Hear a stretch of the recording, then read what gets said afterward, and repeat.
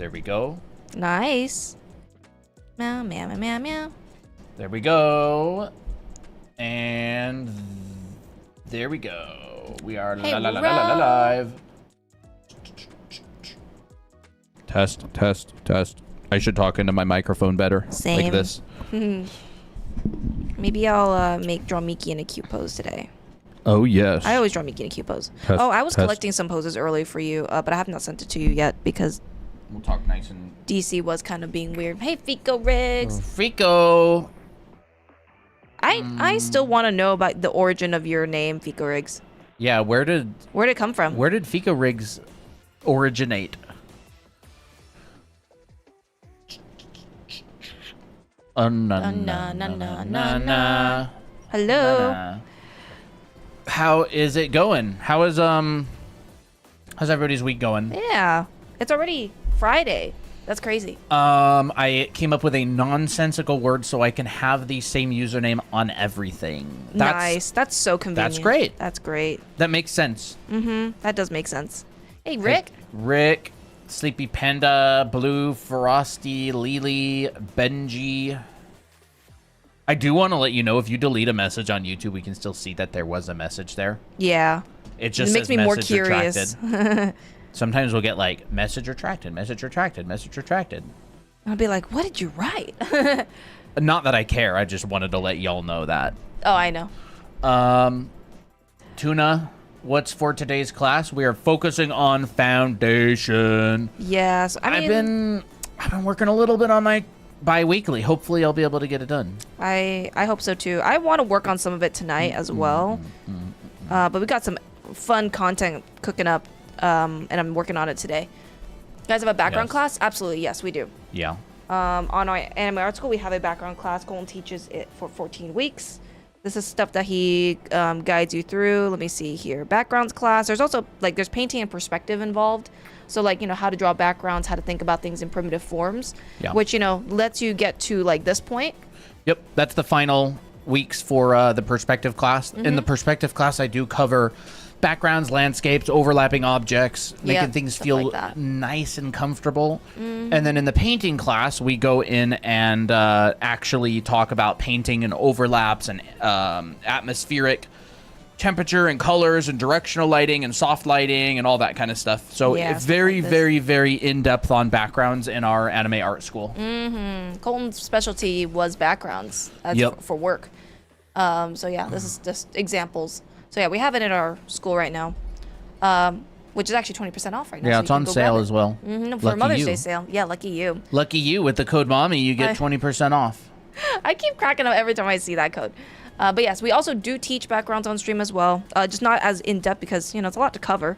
Yeah. We don't yeah. stream for 40, 50 hours. Yeah.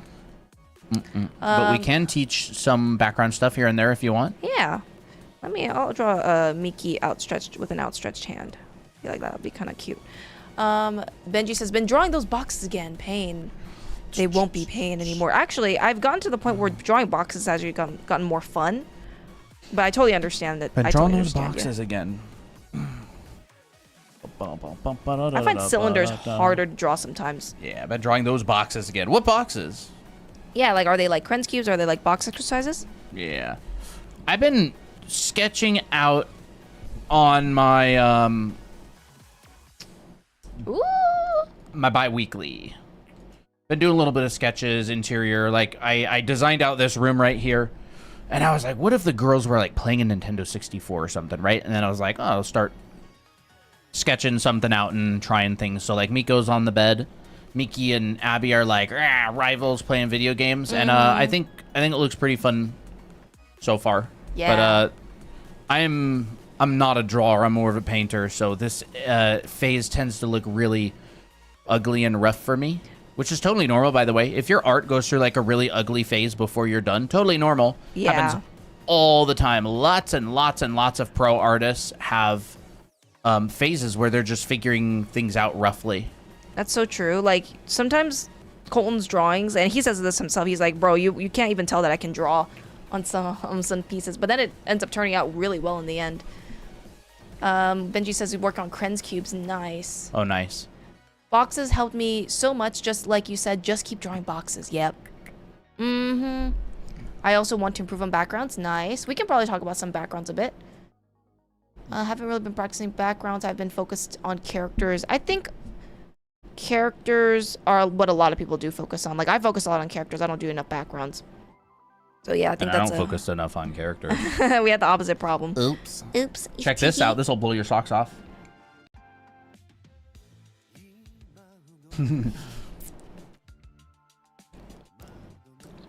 So, foundation. If y'all are just beginning to draw, let us know. Because the way you get better is through foundation. It is through understanding the fundamentals. Like, how am I able to draw this hand in this view? It's because I understand primitive forms for the most part. And then you just plop them together and you understand perspective. That's part of the things. How's it going? We're doing good? Yeah, it's going good. Hi. I've been grinding rotating boxes. Nice. Rotating box is great. Boxes are just one exercise. Like, they're not an end-all exercise. They're really, really, really good for building your ability to draw in 3D, but they are absolutely not the end of the line. It's not like you draw a bunch of boxes and then all of a sudden you're a master at drawing. Like, it doesn't work like that. It's like strength training. Yeah. Or, you know, it's like if you want to get really good at, I don't know, like a sport or something, like, yeah, getting stronger definitely helps. It does not make you good at the sport. Yeah. It's like, it's that underlying foundation, like flexibility or something. Yeah, versatility. It like gives you, it's like stretches or working out or something.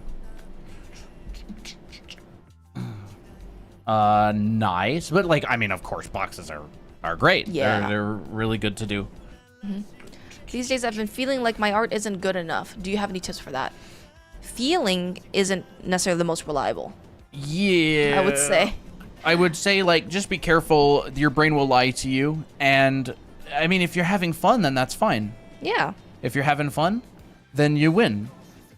Like, regardless of, you know, what's going on exactly. And I feel like, you know, good enough as opposed to what? Like, or do you think you're having too high of standards for yourself? Like, for, like, your level? You know, I find that with beginners, not saying you're a beginner, but I'm just saying, like, a lot of people who just start drawing, like, they feel like they should be better within, like, a few months. But that's actually a very unrealistic expectation. Yeah. I guess it depends on how much you're practicing. That's true. That is Like, true. That depends on how you much you're get some practicing. pretty insane progress by the end of term 2 in FZD. That is true. It depends That's on what like you're practicing. 6 months, and the work is already starting to look professional in a way. Yeah. But that's kind of the exception. That's like 16-hour days type practice, which That's I if you don't have even think is structure. really healthy. And it doesn't mean that they're amazing at drawing. It just means that they kind of have a good process to follow that really helps. Like, you can make some pretty impressive stuff with a good process pretty fast, but it doesn't. But like the ability to draw like intuitively and naturally comes from years of practice. You can have one without the other. Yeah. Like, you have students who can produce really high level work because they have a very good structured process to follow, even though their drawing skills might not be that high. And that's totally fine. Like, they can kind of be trained independently. Yeah. All right. How do I make my neck placement look better? I'm not sure what it currently is, but it does fit into the jaw and head. Yes. What are you looking for? That? Yep. Hi. Hello, Goofy Goober. Goofy How Goober. You draw hands and hair. Tips to convert to traditional to digital. Yeah, like if you look at your neck, okay, so your neck from the front view is not going to stay the same as it is in like the 3/4. Like from the front view, it just kind of looks like a straight up cylinder. So it looks like this. But as you start turning it, you'll notice that there's an angle change. And that is because the neck is actually at an angle. Like if you look at this line from here to here, the line is not straight, it's actually tilted. So your neck is actually kind of tilted. It's a tilted cylinder, like that. So when you put like a 3/4 head, it's still at an angle, assuming this is in the same position. So it's like from the side view, you'll notice that your neck isn't right around the chin. It goes in a little bit more, so it's almost like a little indent. Here's your chin. It's not here, and it's not here. It goes in, back of the head, goes in, and then you have your neck, and it's at a tilted angle. So like, I keep that in mind when I draw necks. Converting from traditional to digital, like, I mean, it's the same underlying skill set. A square is a square, a triangle is a triangle, whether it's on a screen or on a piece of paper. So, like, you know, perspective is perspective. Like, 1 point perspective does not stop being 1 point perspective just because you've moved from a screen to a piece of paper. The transition of the medium might be a little bit jarring if you're not familiar with it, but your underlying foundations are going to transfer. Yeah, they will. They will 100% transfer. Like, you just got to get used to the new medium, so just put some hours into it. Hey, Brandon Shep, how's it going? Good to see you here. Yeah. Yeah, I'd love to chat sometime. That'd be really fun. We have like We no want more content. YouTuber friends at all. We want more I content don't know creator anybody friends. who does content. Yeah. What's up? We want more content creator friends. Maybe RJ, but yeah, but he's busy. yeah, he's busy with stuff as well. So that'd be fun. I'd love to Yeah. chat sometime. I don't even know what it would be like. I know. Like, it's like an artist who's like trained on an island and then they come back to the normal world and they're just like, oh my gosh, another artist. Yeah. We'd be honored. Do y'all just draw anime stuff, or do y'all also do other styles other than just anime? Yes, we I do. don't even really do anime that much. Yeah, Colton actually doesn't do anime. He's actually practicing anime. But I Colton am does a lot practicing of, anime. Colton does a lot more like realistic stuff. I do a bit of both realistic and anime style. Yeah, 'cause I just was like a it. I was a concept artist for games, so like this is my portfolio stuff. This Ooh. is not anime. Most of my stuff is has nothing to do with anime. I did art for realistic games mostly. Like I've been doing anime for a little while. Like I do a bunch of head practice and everything. But this is what my art looks like. Where the heck is the stinking I guess I don't really have any anime stuff on here, but Your Miki and Miko. Oh, no, sorry, no, your Miki and Abby, Miko and Abby. Oops. Is that not on there? Is that on there? It's on a different page. Okay, well, I'd you have can to look practice your for it. anime heads and stuff. Here it is. This is kind of what some of my anime stuff looks like. There's Abby, Amiki, Amiko. That's from a couple years back. Do you just draw? Okay, so someone's asking about fingertips, and I think this is a fun question to answer because it's all about, like, if you look at the cross, like, try to think of a cross section of your finger. It's not necessarily a completely round It's not a hot sausage. dog. Like, it's not a hot dog. Okay, so it's not this, but it's actually a little bit more like a box on the top with a round tip on the bottom, like this. Yeah, and the reason why you can see that is because of your fingernail. It is a lot more like that. It's Yeah. like, not to get into finger anatomy, but it's kind of like a yo-yo. Like your joints kind of look like little yo-yos, and then Yeah, they kind of look like. there's a squishy bottom part as well. So like you've got a pad underneath, and those tend to squish around, and then the top side of your fingers are like kind of boxy. They're like a rounded box. Yeah. Just backward. No, I didn't do Ender Lilies. I did the game after that, Ender Magnolia. I worked on that game. Hi, Sarah. Sarah, speak of the Sarah, Think of this, Sarah. how's it going? How do you know what to practice? Oh, there's a question right there. What? How do you know what to practice instead of randomly choosing something to practice? I mean, It's a good question. yeah, that is a really good question. That's actually what we're all about here. You know, that's basically entirely what we focus on, which is foundation. Like schools have been teaching people how to draw and create for hundreds of years, and we didn't invent any of the things we teach. You know, we may teach it in a little bit different way, or we may have thought of a new way to teach certain things, but like it's art foundation. Like if you Yeah. go to a school, you're generally starting off with a bunch of drawing exercises that build your ability to draw in 3D. And you dimensional just like you drawing. need a lot of mileage. Mileage is like time spent, like hours spent drawing. It's like an airplane or a pilot needs to get whatever 1,000 hours in the air. It's just part of the prerequisite. Imagine if like art schools didn't give out degrees or didn't let you graduate unless you have like a minimum number of hours spent drawing as just like a baseline. In addition to all the classes that you've passed. It's kind of like that. That's one of the best ways to get better, is just time spent. But of course, just like pilots, I mean, they learn the foundations. They learn how to do this. They learn how to do that. They learn what the buttons mean. They learn what to do in this situation and in that situation. So it's not just hours spent. It's like hours spent following the procedure or following a structure. Yeah. Which is like drawing in perspective. You can draw a bunch of boxes that are completely wrong. It won't make you that much better. Right. If you draw boxes that are right, and you do them over and over and over and over and over and over and over and over, eventually the correct way to draw them will just be second nature. And if you draw them wrong over and over and over and over and over, the correct way to draw them will not be second nature. Yeah. I would say, like, if you just want to start out, a lot of the things that will help a lot is if you understand or if you start practicing dimensional drawing. So that includes, you know, drawing 3D forms. These can be like turning blobs into something three-dimensional. You know, an artist can turn anything into something dimensional and turn it into a design. Like, you know, understanding the form of what you're drawing. A lot of people don't understand that stuff.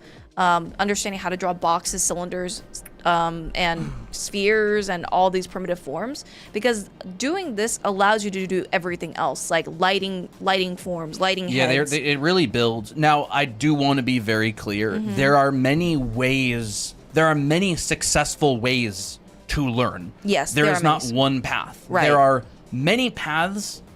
It's almost like a video game. Like, as long as you kind of cover the same levels, it doesn't really matter exactly what path. Like, dimensional drawing, hands down, super important. If you want to be able to draw from imagination, you've got to learn how to draw dimensionally and think in 3D, aka perspective. But like perspective in the way of what we were talking about the other day. Like, and for those of you who weren't here the other day, like being able to break things down into primitive forms and draw them dimensionally, rotate them in your mind. We do a lot of exercises for that. Like this crocodile thing is a three-dimensional volume. Like if I were to draw it from a different angle, I would think like, okay, we've got like this front piece right there.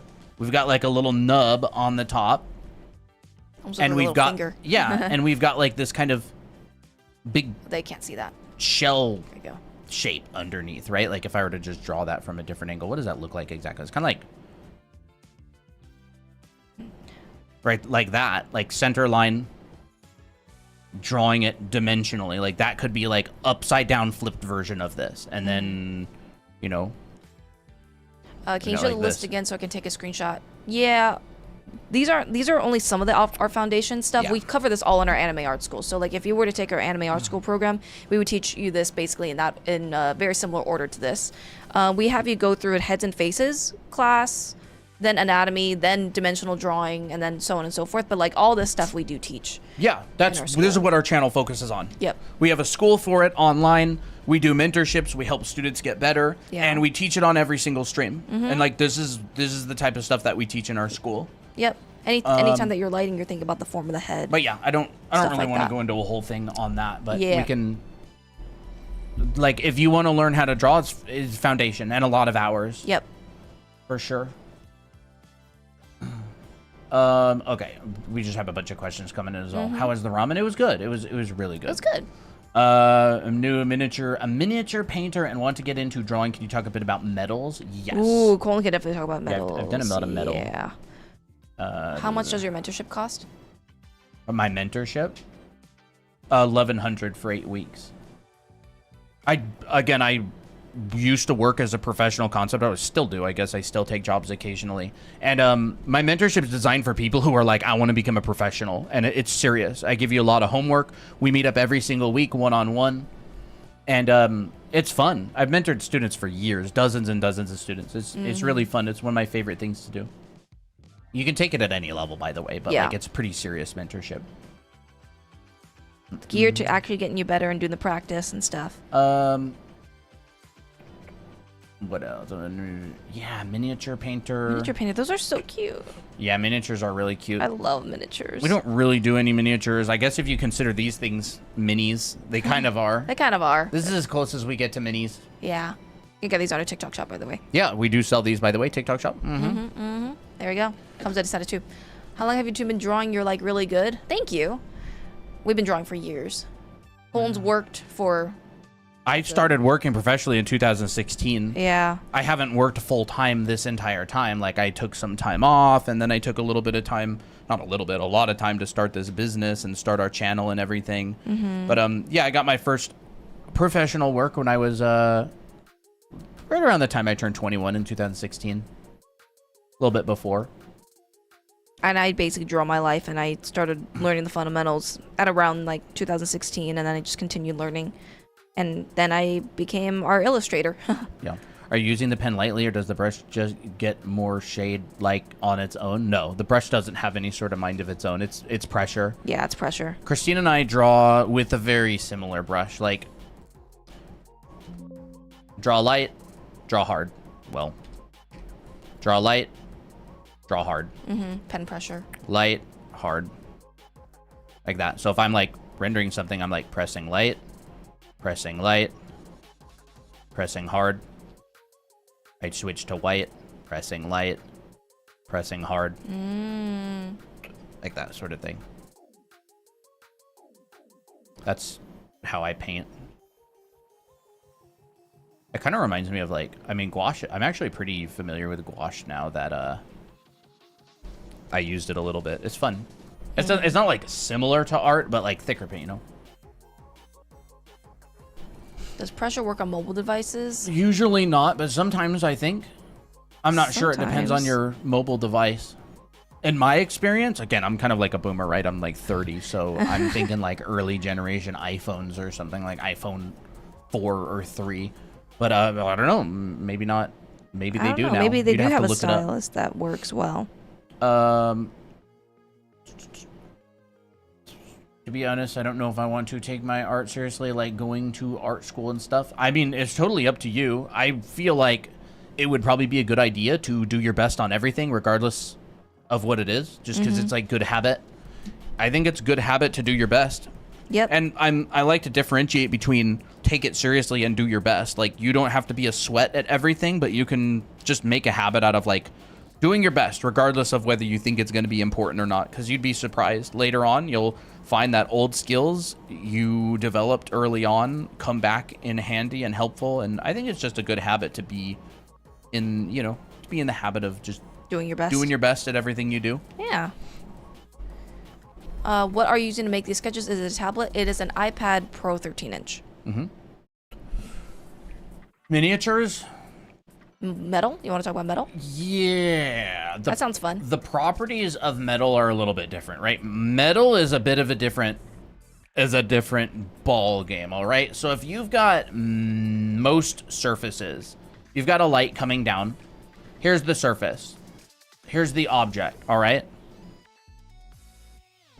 The light comes in and it penetrates through the surface and it kind of like bounces around inside of here and comes out. This is different than subsurface scattering, by the way. I'm talking on a really, really small level. Metal doesn't really do that. Metal kind of works. Oh, there it goes. I was drawing with white. Metal works a little bit differently. Metal works like. Metal kind of just, you know, ricochets off. Now, metal can be rough and bumpy, right? Let's just say this is like rough and bumpy, right? So it's like. Has a lot of surface texture. This is like a very, very small scale. And so it can bounce around and do this. If the metal is smooth, it bounces off like a mirror and you see reflections. If the metal is rough, it bounces around and you just kind of get like a diffused version of the environment. We actually talked about this on stream recently. I don't have any of my... Let's go... Can the things you talk about be applied to traditional art? They're all Yes. applicable to traditional art for sure. Ooh, she's cool. She Wait, is cool. This better not be AI. No, it looks real. Looks pretty real But I don't know. I'm a boomer. I don't know what's AI and what's not. Okay. anymore, at least. It used to be So easy to anyways, tell. here's the sky. If we were to simplify this into a rounded box, right? Let's just say here's the top of her armor.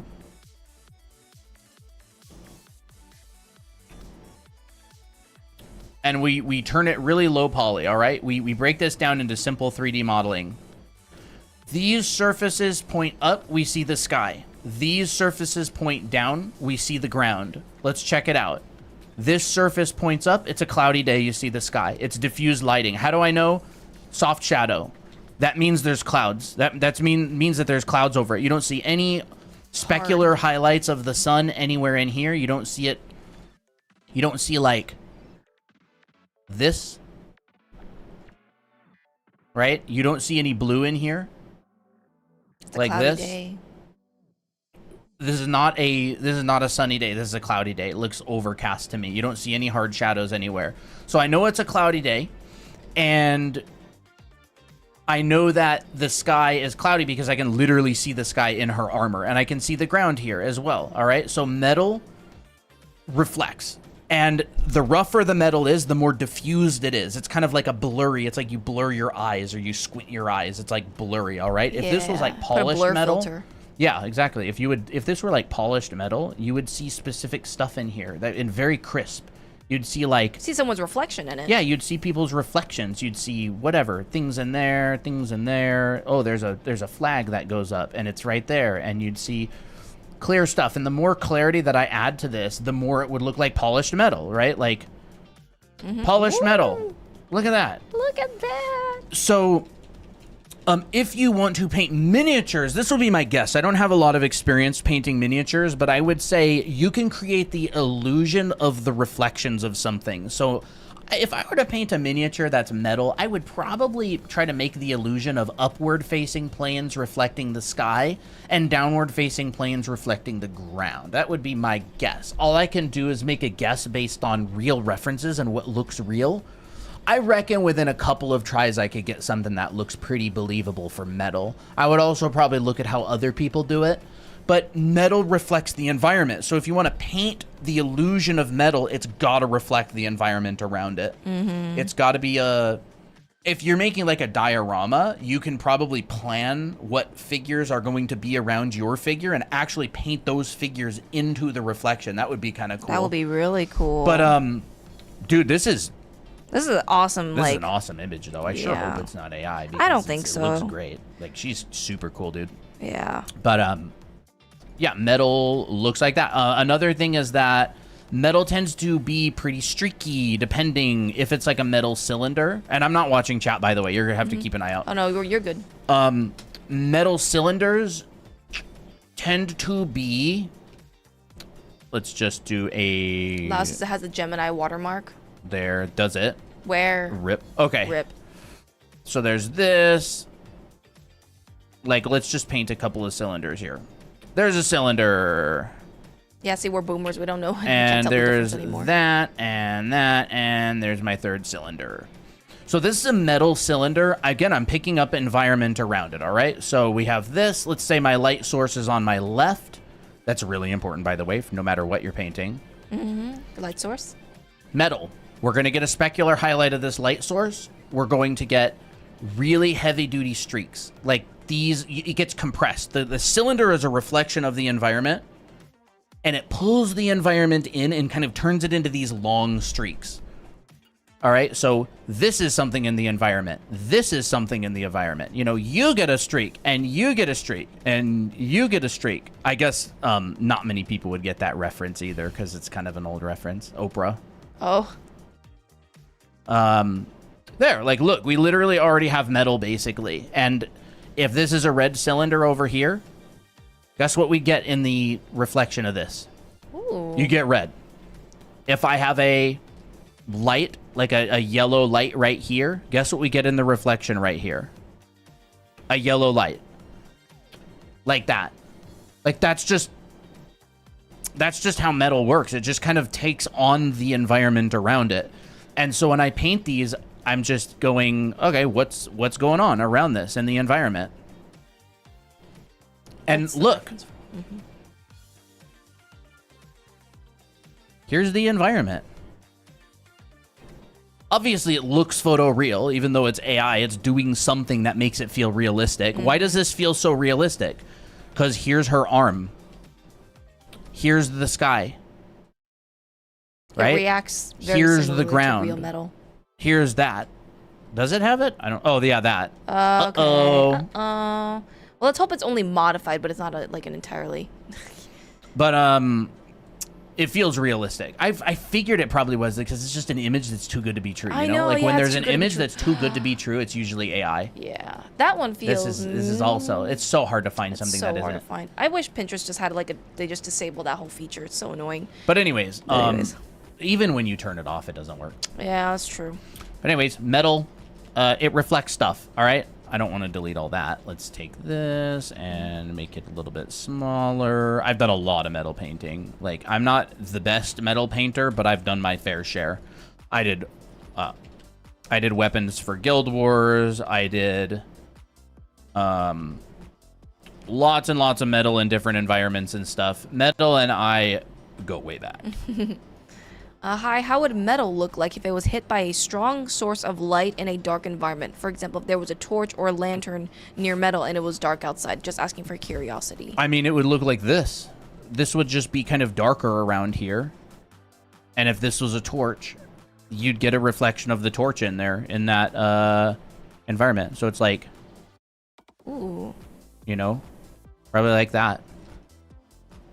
And then you might get like a little bit of the ground. Like if this torch hits the ground, not that this is like torch color, but torches are a little bit more like fiery, like warm oranges. Yeah, like torches kind of go like really hot like this, and then they get like, torches are not very hot. They're very yellow and orange, which isn't like a super hot fire. They kind of go like this, you know. Whoa. That's like fire. Yeah, that's kind of like how torches are. So like I would get this color in the reflection of the metal. You get sparks and stuff coming off like this. And then let's just say we have like a metal sphere or something right here. I mean, this sphere is probably just going to have that in the surface. I don't know. Doing this from imagination is kind of dumb. I would want to like build this in Blender or something. To just get a better simulation? Yeah. But, or set something up in real life. I mean, it could even be like a night at night with a torch. Yeah. A night at night.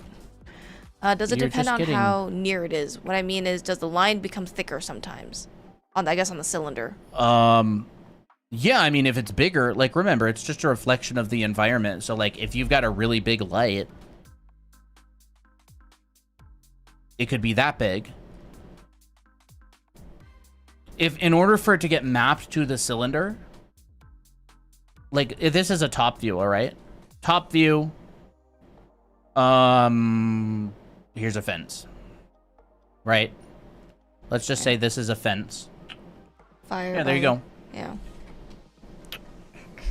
I would definitely find some sort of reference like that. Again, you're getting the speculars, right? The areas of the torch that face the... See, that fire there, by the way, is totally overexposed because he's exposing to the darks. I'm telling you, a torch at night, you're either looking at the dark parts or the light parts. If you're looking at the dark parts, the light parts are white. They are overexposed. If you're looking at the light parts, the dark parts are black. They are underexposed. This is like photography. If you want it to feel believable, if you're doing a light at night, those are two extreme differences. So you're getting very, very, very, very overexposed lights or very, very underexposed darks. Like, if you know, between if the you know two. what about photography, you know what I'm talking about. Yeah. But that's why things look fake. Like when people try to do like a nighttime shot with like a knight who's like carrying a torch. That's why like it's very difficult to do that as a beginner, because like the beginner wants to paint the thing, but the thing would have a really, really specific look. Because of the exposure of the camera. Even in anime, like, you're still dealing with exposure. See, like Christina's drawing, it's like white and black. It's not like all of the nuances of the fire. And if you do something like what I did, like right here, this looks more like gamey, like a phone, like a mobile game. The reason is because I'm able to kind of cheat it and see some of that like juicy detail of the fire. But if there was a metal ball or something right here, I mean, it's so bright. And then everything else is almost black. It's really cool to paint this kind of stuff. Doing little micro studies like this. Do micro studies. And I also noticed that this isn't like it's kind of a textured metal. So like it's not having a lot of, it kind of has a hazy effect to it. So I'm like, okay, well now I know that I got to soften and kind of soften these edges a little bit more. But I don't want to spend forever on this question. I just think that it's kind of interesting. It's an interesting question. It is an interesting. Can you explain how figures work in perspective? I'm confused about how to draw different shapes like cubes and cylinders and combine them so they fit within the correct perspective. Hold up. Figures work in perspective. I'm not really sure exactly what the question is. Just how figures work in perspective. That would just be basic perspective. Like they wouldn't work any special, unusual way. We don't respond to DMs about specific advice. Yeah, I don't check the TikTok DMs that often. If I'm expecting a DM from someone, I'll check. But no, if you want advice on something, you can sign up for mentorship or get an individual critique session. or just ask on stream. But we don't give people feedback on their work generally. Like we don't really do feedback stuff. Very occasionally, we will do feedback streams where people can post their work in the Discord server. But pretty few and far between. We tend to give general foundation advice a lot. Yeah. And that's like what we stream about. I'm not a really big fan of going and checking people's work on stream and giving them specific feedback on it, because If we were to do it, we'd say it on stream. We'd be like, oh, hey, we're doing this, but right now we don't. Couldn't join Discord. rip. Rip. I don't know. Is there an error code, or I'm not really sure exactly.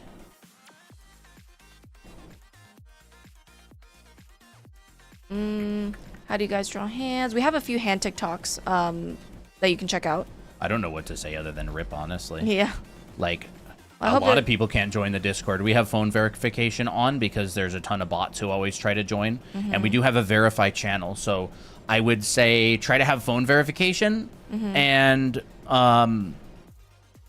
also make sure you go to the verify channel and click the green check mark, because that will help a lot. Like if this is a very, very matte cylinder, it looks like this. If this is a more reflective cylinder, you're going to start to get Streaks. yeah, streaks. You're going to start to kind of get those streaks coming in, right? And then we'll probably have a little bit of a reflection of the environment here, and maybe there'll be a little bit of... I feel like this will get a little bit more reflective as I start to add these streaks, right? And if I increase the streaks, if I add a little bit more of that light source there, and if I add a little bit of this... Thank you so much for the answer. I love the way you explain things. So easy to understand and very informative at the same time. Good job, Awesome. and thanks again. I'm glad. I'm very glad. It may not look like I'm glad, but I'm kind of locked in. I'm very glad. I spent a lot of time thinking about teaching. I've taught for years. Taught one-on-one students for many years. I wouldn't say many years, like years. And at a time, that was pretty much what I was doing full-time. I did student mentorships. And I have some teachers that I've taken that I am extremely inspired by, and they spend hours and hours thinking about how to explain things better and more effective ways. Like, I mean, even ask Christina. Like, I'll be there and I'll be like I'm trying to think of a better way to explain perspective. Oh, yeah, for sure. I really, really, really enjoy trying to figure out effective ways to explain things and get people to understand stuff. Okay, there we go. And then, you know what we can do? Not that I really should be drawing this from imagination. But, oh, little dots. How long did it take for you to get pretty good at drawing? Years. Years. I wish I could say weeks or months. It's like a language. You don't Yeah. become fluent in a language in a month. Like true fluency where you can speak it. It takes years. I believe anybody can do it. It takes years.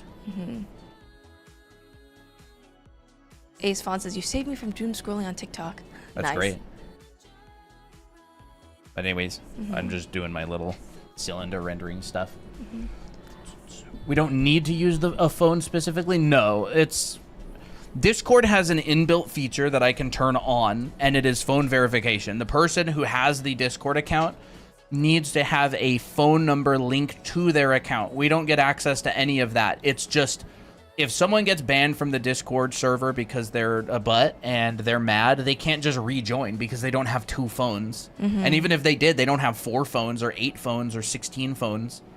So it's a protective measure against spammers, against people mass making Discord accounts that want to spam and scam people. It also prevents people from when you have a Discord server of this size, people you get bots that join and they'll just mass DM people in the Discord server trying to scam them. And it gets very annoying. It gets very annoying, yeah, and people get their accounts hacked and stuff. They're very convincing. Heck, I was in a Discord server where this guy was having an issue, and people would literally, his name is Dale, and people would join his Discord server, change their name and profile picture to his, and then they would DM the person pretending to be him. Oh my gosh. To try and get information from them. Bro, that's crazy. Would you draw something flat in an interesting way, like a sword? You mean like thin? And then you get the Mr. Beast scam DMs? Yeah. Flat. You mean like 2-dimensional or thin? I'm not really sure what you mean exactly. I'm guessing you mean like even with a sword, there's still going to be some dimension. Like if you chop it, it's gonna look like this. I guess it depends on the blade, but like sometimes you'll get this. This is very thin. Something metallic and flat. You add streaks to it. Yeah. Like if I wanted to render a coin, not even a coin, just like a little metallic disc, I would just put streaks on it. I learned this, funny enough, back when I was doing concept art for Oculus Home. They had little tables and furniture that we were designing that were literally cubes. They were cubes, and they had like one cut line in them. And I was like, how do I make this interesting? And you add lighting to it, like product photographers. So if you do product photography, you're going to add lights and things in the background in order to make it look interesting. Like lighting metal. Most metal things are relatively simple, or a lot of them are. So, if I was just lighting a disc, or like this is applicable to a sword, by the way. Here's my coin.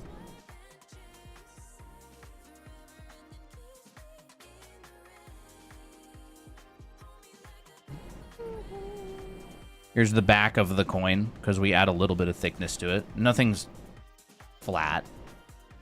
Flat. Nothing looks like exactly like paper.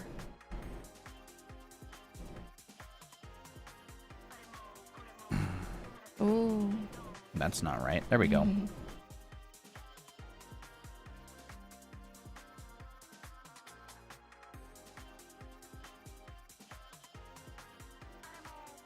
That's how I'd make it interesting. Yeah. Like that's how people make swords interesting. Like swords aren't really that interesting a lot of the time. You just render them in a way that's like, this is our job as designers. Like we got to make the mundane interesting. And so they have all kinds of tips and tricks for making things look cool, right? What is a sword? How do we make a sword look interesting? Unlock that, go over there. How do we make a sword look interesting? You just add streaks, add some kind of streak reflections. and dimension, yeah. You've done swords, I think. For, yeah, I did Guild sword Wars. design professionally. I worked on Guild Wars 2 and did a bunch of metallic stuff, and it's not always the most interesting. There you go. Like you can do that, and again, you place the lights. Like, oh well, where would the reflections go? I don't know. Where would they go? Where'd you put the lights? Like that's literally what I think. Oh, how dark would the background be? It's up to I don't know. How much light is shining on the background? Like, it's up to you. You're the one who decides that. Where are those videos where I like move the card and stuff? Do I have them in here? I don't think so. I don't know where they are. You have them on your phone. Do you know where they are? I do? You took it with your phone, didn't you? No. The card?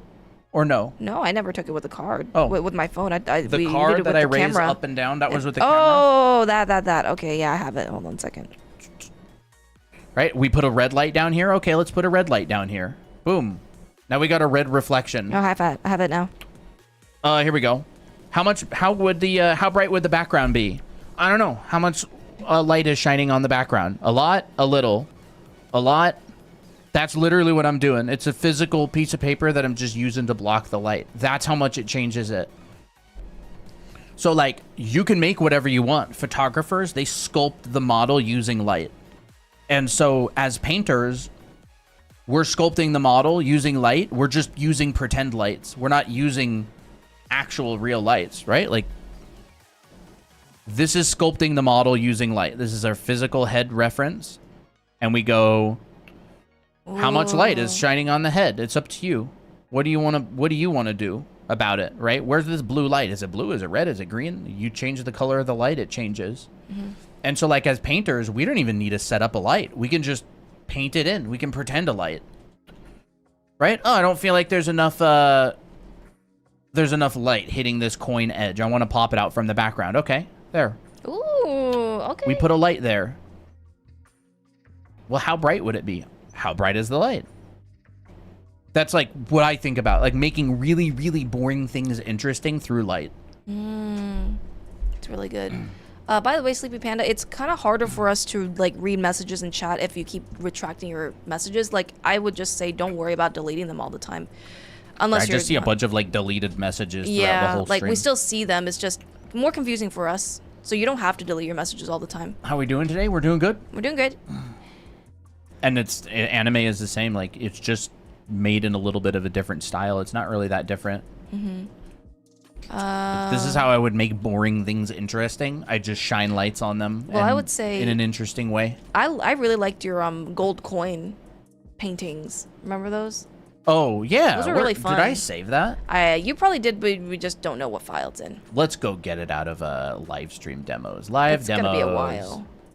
It's not too far back. It's pretty far back. Is it? The gold coins, the pile of coins? No, that's not too far back. There It's it like is. here. Okay. I love the pile of coins. Yeah, this was like a little demo that I did on stream, I don't know, a month or two ago or something. And it's like, we're just making things look interesting through light. Like, how do you light a pearl? Oh, it's a sphere. Yeah. I went and looked up a pearl, and I'm just like, oh, interesting. The shadowed side tends to get warmer, and then we have a specular highlight. Definitely rendered different than a jewel, which is a subsurface scattering, and you get light going through it, and you get really saturated colors. You do get speculars, too. See? Specular here. Specular here. Subsurface scattering here. Nope, no subsurface scattering here. Maybe a tiny bit, but not a lot. And so, like, these are just the basic properties of materials. You learn that in, like, a material rendering class, which I teach. Yeah, in our anime art school, which currently is 20% off, so you can check it out there. We talk about the fundamentals a lot in that class.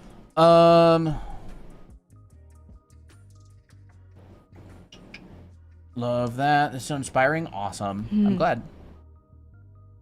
Hi, Katsua. How you doing? Hey, Katsua. Hope you've been good. Yeah, lately we've been using our streams to farm clips for social media, like Instagram, TikTok. Dude, it works insanely well. I'll tell you what. It works good. It does work really well.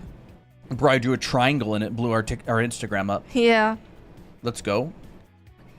If y'all want to grow your social medias, hey, live streaming and using clips is a totally valid method. Would ice cubes work the same as glass? Yeah, but unless you want to make it, if you want to make it more stylized, like something that would come out of like Blizzard or an anime, Blizzard, no pun intended, you know, or Riot. Like I was looking at some Riot splash art recently, by West Studio. Riot splash art. I don't know if I can find it or not. And I was looking, they rendered some ice, and I thought it looked really cool, but you could definitely tell it was ice. It had the qualities of ice. Yeah, like, look at this. This to me feels relatively icy. Yeah. It is not rendered realistically. It's rendered in a way, there's aspects of realism, but it's rendered in a way that's like, this is this. This might just be a crystal, though. I'm not sure. Crystal. Can't really tell. It's probably a crystal. Probably a crystal, but this, I would render ice very similarly to this. Where's some ice? I can't find any ice here. That's a crystal. Rusty asks, what does clipping mean? What does the live stream through clipping mean? Oh, like you take the video, you take the full live stream and you cut out like a 30-60 second chunk of it and you edit it down and you post it on social media as a clip. It's like Queso. Yeah. Like Queso or Jinxie. Stream clips. Stream clips. It's not like an art thing. It's like a growing on social media thing. We just started doing it. We're terrible. We've been streaming for 2 years, and within the last 2 months, we've started actually posting on social media. We didn't post anything on our Instagram in like 2 years. It's just lazy, dude. Like, I don't know. I don't want to do all that. I want to draw. I don't want to like spend time on my computer editing that much, but you gotta. Yeah. No, I don't do it during the stream. I just go and download the video from TikTok and get clips from it.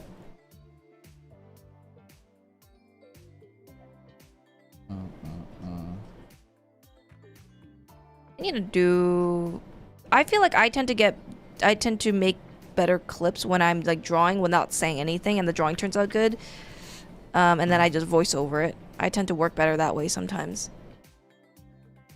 Yeah. And you definitely have to just find what works for you. Yeah. Like, what do you like to do? Some people really plan their content meticulously. Other people, like, I tend to get in the flow of doing a demo and explaining things, and then I'll just cut out filler words and stuff.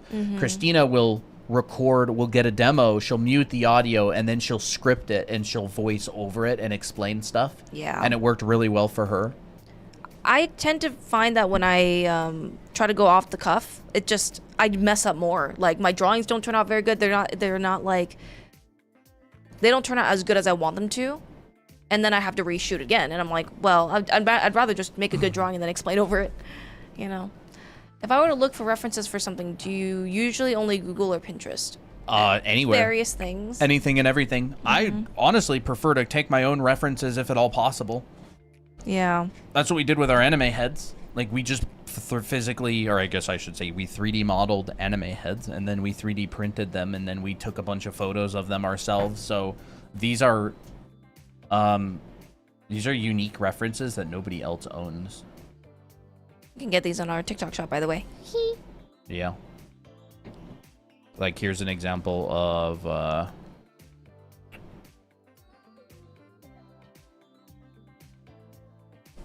Ooh, that's a fun question. I just took a video of it, and there's our reference. It's kind of a dumb video, ain't it? This one's better. Maybe not. Like, ooh, creepy green lighting. Creepy green lighting. There we go. Yeah. Full head turnaround of creepy green lighting. Got all of my shadows for me. What's a good question? Can you break down the Asaro head? I've been seeing people talking about it, but I have no idea how to. We have an Asaro head. Yes, around we here. do. Where's that? Right here. Yeah, I can talk about it. Do you have any for sale? Do you mean these heads? Yeah, heads? we sold like 120 of them. These are on our TikTok shop. They're on TikTok shop only. Yeah, if you're in the States, you'll be able to get them. Yeah, I can talk about the Asaro head. So, like, I generally go with the simpler one because this is easier. Like, this gets really complicated. So I always break down the Asaro head with, like, very simple forms, and then I add more to it. So, like, sphere. And we talk about the sphere and the muzzle a lot, but, like, this is, like, a more realistic version. So you have your sphere. I'll do this way. And then you have the side plane of your head. A lot of people would say, oh, it's Loomis, but it's just... You're just chopping the side of the head off. There's a side on your skull. There's a side on your skull, yeah, exactly. So, like, regardless, this is still, like, I don't know, one of the steps that I would do regardless of what method. And then afterwards, drawing your center line. And then you decide how thick, how long your neck should be. Should it be shorter? Should it be longer? I'd say it's about here. It's pretty good for, like, an adult. And then... I would also keep in mind that the bottom of the cranium is like another form of measurement. It can be the bottom of your nose or like the bottom of your ear, depending on how how big your head is. And then afterwards, I would just add in a little mask like this. So like most of my Asaro heads start off very simple, like very low poly. So like here's the front of the face, here's the side of the face. And then I will look at more distinct reference. And I'm like, okay, well, what planes do they use? Well, they definitely have this in here, which you'll actually also see in the anime version. This little S-curve. So I'm like, okay. Here's my brow. Here's my nose. In between that is a sheet of paper that's bent. And that is like your eye socket. Looks like this. And I look back again. I'm like, okay, well, they have like a more curved thing down here. I'm doing like a very quick version. What I do notice with a lot of heads is that they'll simplify the chin with a little step. Like this. A lot of people don't really notice this part. I'm exaggerating for demonstration purposes, but like sometimes I'll see, when I used to draw heads, I used to think that they're like little points, but they're not. They're actually like a little sticky outy bit that comes out like this. So you also see in the Asaro head. Comes out. And then the nose. Nose is quite complicated on the Asaro head. They tend to have like this wavy line on it. This right here. So, but I like to just simplify like this first, and then I'll add in more curves. I just continue adding more stuff to make it similar to the Asaro head. Yeah. Although in the Asaro head, the brow ridge right here, It's actually more curved, isn't it? it goes up here, Yeah. and then it connects like that. Yeah. The Asaro head is very much like that. They have that curve. Like, Yep. That's like a diamond shape, like a Yeah, more like a realistic diamond shape, not like a like that. Yeah, it is a diamond shape. Oh my gosh. I find that is difficult because it's like Yeah. a complicated shape in perspective. Another complicated thing is that there's like an extra bump in the forehead. So Yep. like here's the forehead, and then boop comes out, and then brow ridge. So like that part is easily missed. That's accounting for this. Yeah. That bump right there, you can see it on the skull. So all of the planes of the Asaro head, they're accounting for real features like that tend to appear. Does everybody have them in the same exact way? No, of course not. People No. look different. It's like a simple breakdown of a head. That gets you a good starting things point. that you tend to see.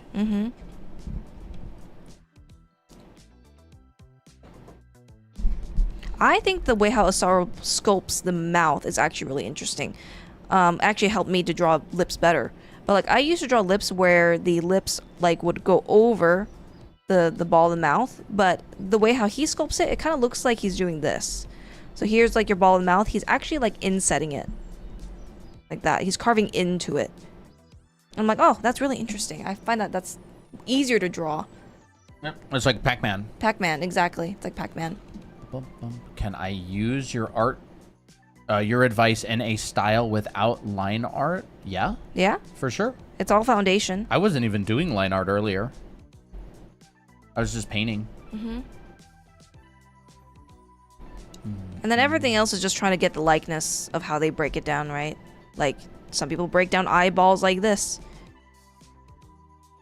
Asaro just is more realistic. They'll have, like, certain planes that come out. This comes out. It's more of, like, this kind of trapezoidal or hexagonal shape. And then there's, like, an extra eyelid. Like that. You're welcome. Or the hoping that whole this chat helps. is just filled with messages that says message retracted Yeah. for us. It's a little bit It's distracting. it's a little bit strange. You don't have Yeah. to delete all your messages after you post them. Yeah. In fact, it actually makes it harder to answer your questions if you keep deleting them. Because, like, what if there was a really good question that you asked that we want to answer, but we can't find it Yeah, anymore? we won't like read the chat all the time. So if you ask a question and then you delete it, we won't see the question. Sorrow head crystal candy. What is that on YT? Yeah. Yeah, sometimes people delete all their messages on the YouTube channel, and it doesn't show up for other people in the chat, but it shows up for us. Midnight Cub, hey, how you doing? Hey. I'm not feeling YouTuber who also wants to learn art. Can you help me? Huh? I'm I'm not guessing really that's a sure. typo.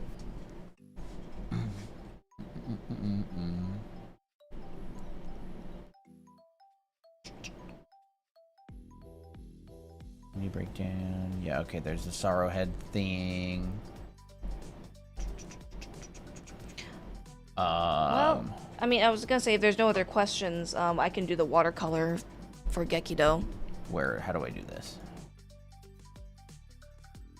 How do I do this? Whatever, it doesn't matter for now. Yeah, you want to do your watercolor? Sure. They don't have to be here, but I might as well Are start they? on it. I Are you did here? say, Whoever wants to do the, or whoever is going to get the watercolor done? yeah, I'll just let them know that I'm starting their watercolor now if they're not on stream. But starting. I meant I am a failing YouTuber who also wants to learn art. I don't think you fail unless you stop trying. It's just, you know, sometimes it just takes a while. Yeah, it does. But, I mean, that doesn't really have a lot to do with drawing in my experience. It has more to do with your ability to provide value and entertain people. It's a complicated thing. Yeah. Oh, guys, guess what came in the mail today? Our Ohuhu markers? Yes. We got our Ohuhu. Yes. Ohuhu sent us a set of 120 alcohol markers. I can bring it in if you want. Sure, I might test some of it out. Because I want to try it on hair, and I'm really like, I really want to try it. All right, we got a mommy character. I'm so excited. Fitting for Mother's Day. All right, let's see how I'm going to do this. I feel like I want to kind of draw her in like a fancy way. I want to draw her cool. And I want to draw her kind of glamorous. Check this out, dude. Package! Well, they also actually sent,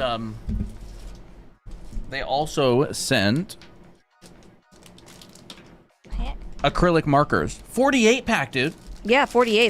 That's quite a lot.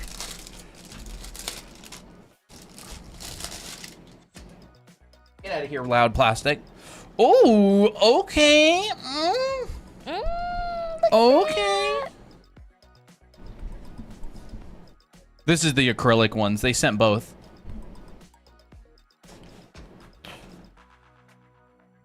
You made me remember I have not purchased a gift for my mom yet. Just yet. Oh. Okay. Whoa, those are cool looking. Dude, these look sick. And they even got like an ink level thing in them. Whoa, really? Ink level? That's really cool. Let's are there go. refills? They're all color coded as well. We got another pack of acrylic, of acrylic markers from a different brand, and they weren't even color coded. I had to like color code them myself. They were all like just put in there randomly. Ooh. Ooh, ASMR.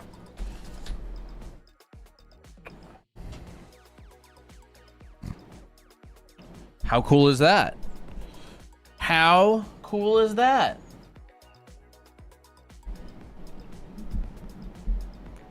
Ohuhu. I always think Ohuhu is like how like rich anime girls laugh. Yeah. I wonder what the origin was.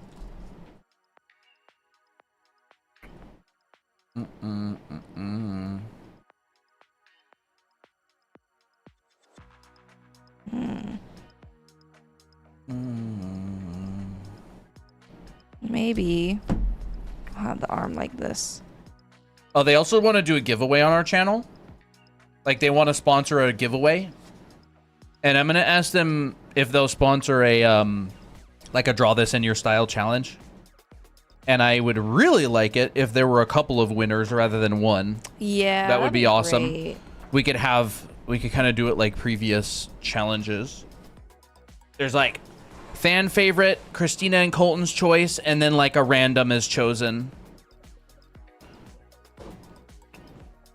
I like merit-based challenges where you also have a chance to win no matter who you are. Ooh. I'm gonna draw her in a fancy dress. It's kind of sleek. I'll draw some.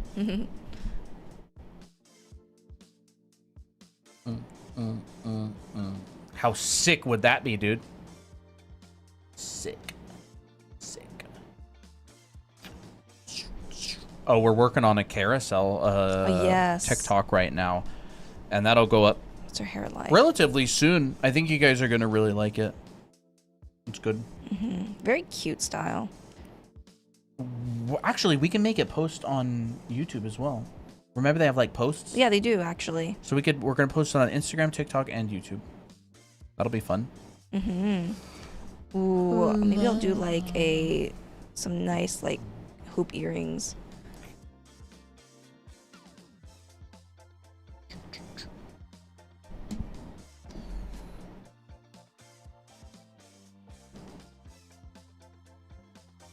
Okay, so she's got that white streak on her hair. I'll just mark that out.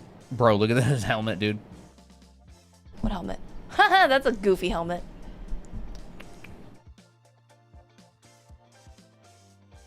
That's cool.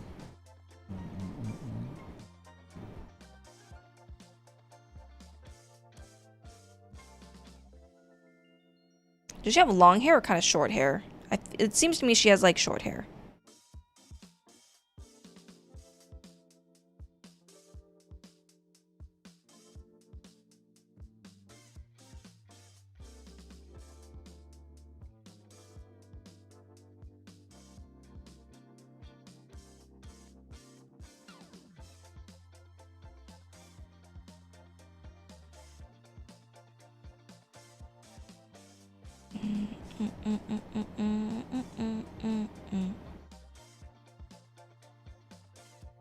She short hair. Short hair? Okay.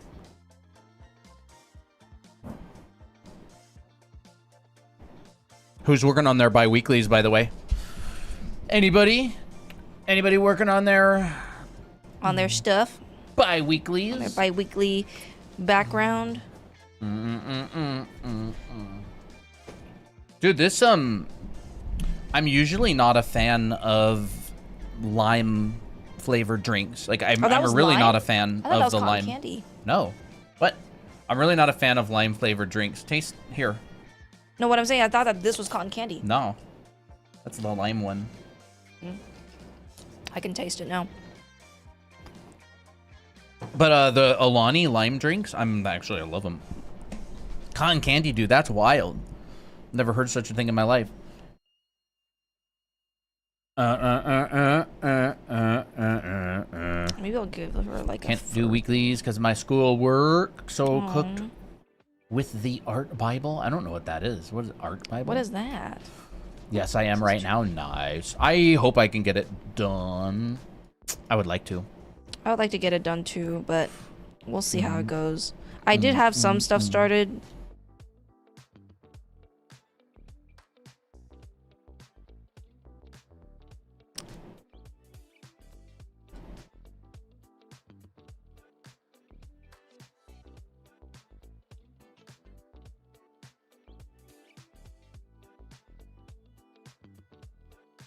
Okay.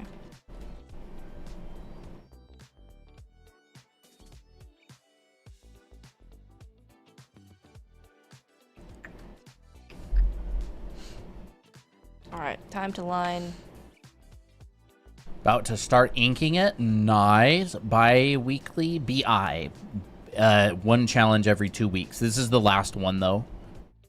This is the last one for this this This whole season, yeah. Season 1. I'm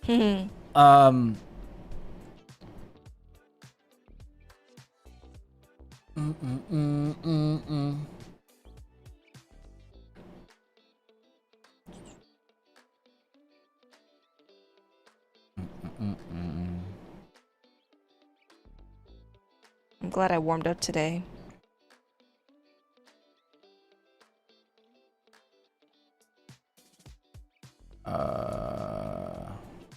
Art Bible, like a showcase of concept art and stuff. IDK, how to explain it? You mean like a portfolio? Is it just your portfolio? You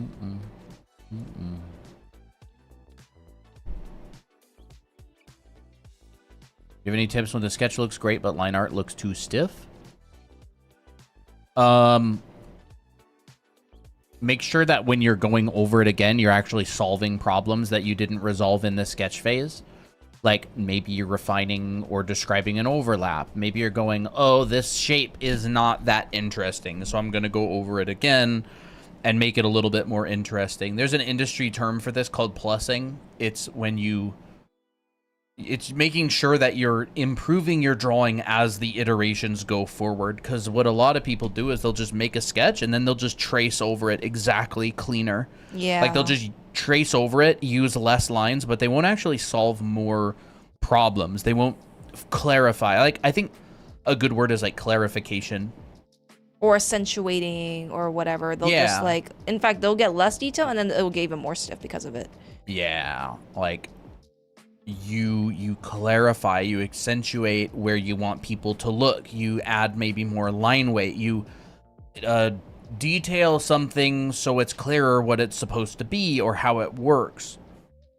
I definitely noticed that a lot of people will do a sketch and then their final line work is literally just a trace of their sketch with a different brush, and that's it. And so do that at your own risk, because a lot of the times it just won't really look better, because it'll lose a lot of energy. And if it's simply traced, then it certainly is not going to be like, it's not going to look better, right? Because like nothing's changed to make it look better. Yeah. It's just the same drawing, but less in the flow state. Yeah. Yeah, so like you might clarify a fold, you might make something more interesting. Like definitely cleaning something up can be part of that, but that's like not the only thing. I would say, you know, a sketch versus a line art, like the clean is not the only thing that's different. Yeah. It's one of multiple things that can be different. This is a super, super, super common thing, by the way. I'm talking like every single artist deals with this. Is not in any way a unique problem. So that's why I know about it. It's very common.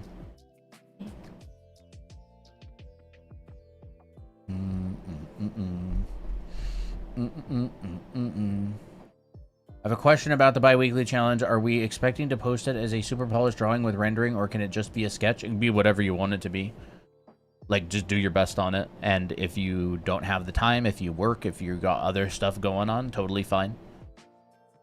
What we had in the past was we ran challenges, and sometimes people would just do a sketch as fast as they could just so they could get their artwork looked at on stream. And let's be honest, that bar's pretty low. Like, it's pretty easy to get over that, you know, 7-minute drawing or less, 30-second drawing, just so you can get your work shown on stream. That it's just a precaution against that. Mm-hmm. We literally would have that. Like, people would just post the quickest little doodle And call it a challenge. Yeah, and call it a challenge because they want their work shown on stream live and they want to get complimented. And so it has to be something that you is tried your not, best on. Yeah, like you don't have to have spent ages on it. That's totally fine. Like there's a huge difference between like I didn't have a lot of time this week and oh no, stream starts in 5 minutes. I gotta get something out really quick. Yeah, it's like that. It's mostly for kids.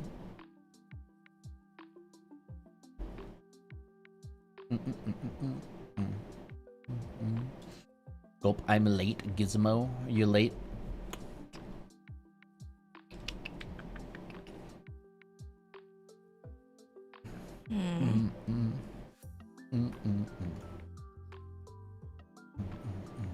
I don't think I will add this necklace. I need to build a better target standard file.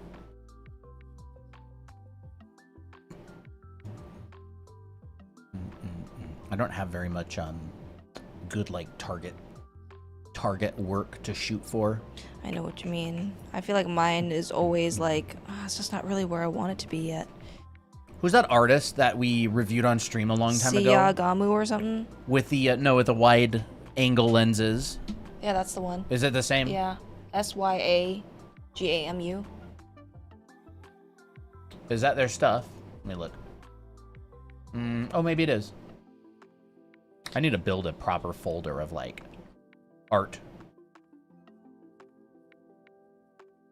Of the alt dress outfits, like those Bible skins and gotcha games. Ooh, I'm glad you like it so far. Okay. Awesome. I love this song. You want it? You want to know the song? Well, you're not Fox, so I can give it to you. It's called Yup Yup, Y-U-P, Y-U-P, and the artist is Rocket Jr. It's the same one that makes the other really good songs. They make great stuff, honestly.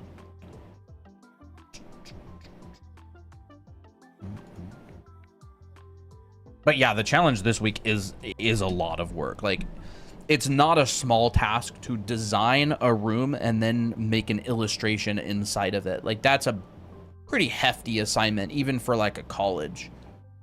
Depending on how hard you work on it.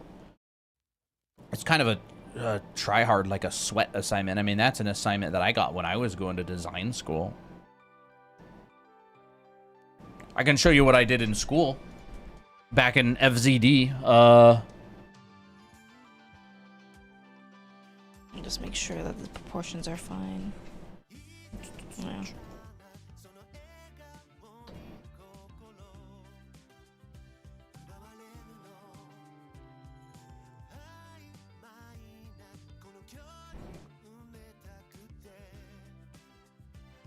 What the?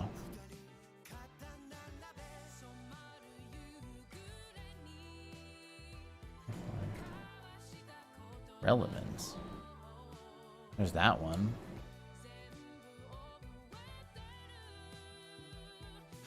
So you can't look at people's DeviantArt galleries anymore if you're not logged in? I don't get this. Maybe they updated it or something. Maybe they did update it. Well, there it goes. there's that idea. Mm.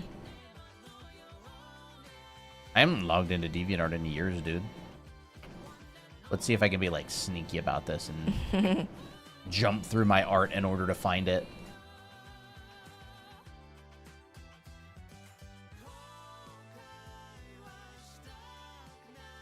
I don't even know if I posted this one. Rip.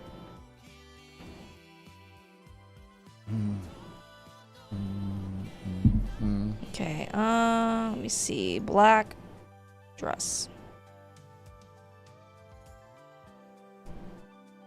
Nah, I can't find the line work for it. But I did do this assignment back in school. It's fun. It's a nice brain challenge.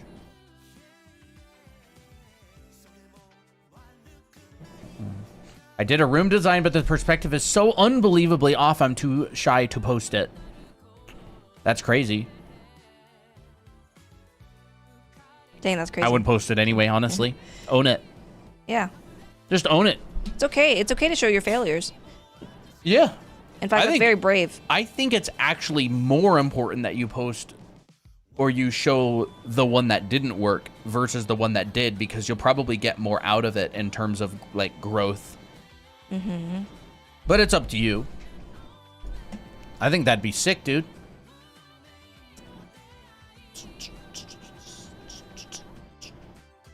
Nintendo raises Switch 2 price starting September 1st.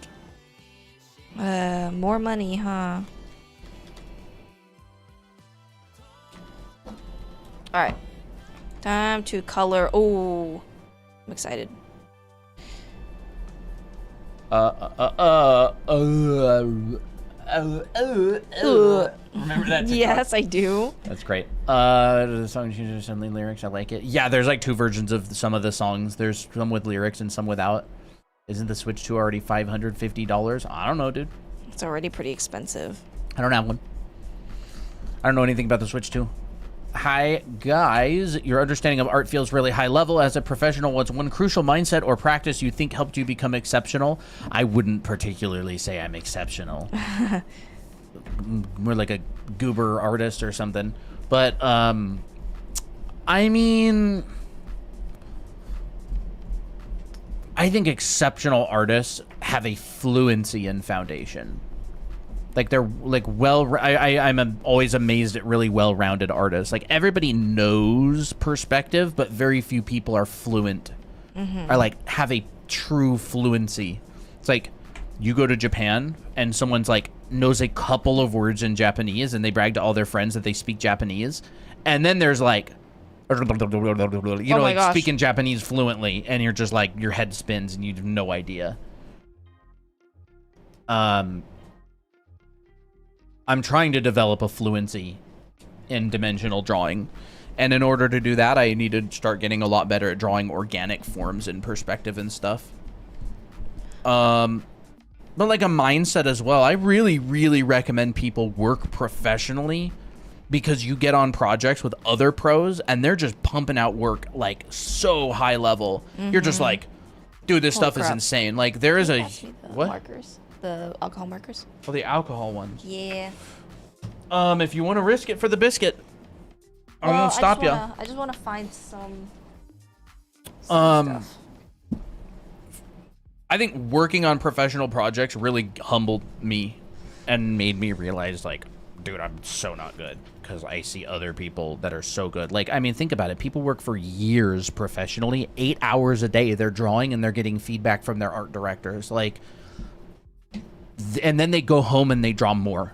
Like, imagine being on a professional gig and you're surrounded by artists who are like God level and inspired by them. And then you have an art director who's also God level, who critiques and gives you feedback on every single thing you draw 8 hours a day. And then you go home and you draw more. You get so good during that time, it's insane. Like you get way, and then you have like people who want to become professionals and they're kind of like in their bedroom practicing alone. It's just, it becomes very difficult to compete with people who draw 8 hours a day and get great feedback. These feel really nice. Not to like discourage anybody, but like, I mean, people draw a lot. Like do they feel nice? They feel really good. That's great. I wanted this to be very bold, so that's why I'm using the markers here. Did you use the marker on a different paper first? No. Oh. I think you become exceptional through hours and hours and hours. Like that's, you can tell when someone has a lot of mileage, it just flows. Like I don't even have that much of mileage, and you'll notice that people will come by stream and just be like, it's magic. Or Christina, like she just nails the lines. It's like, she does it. She's done it so many thousands of times. It's just like second nature.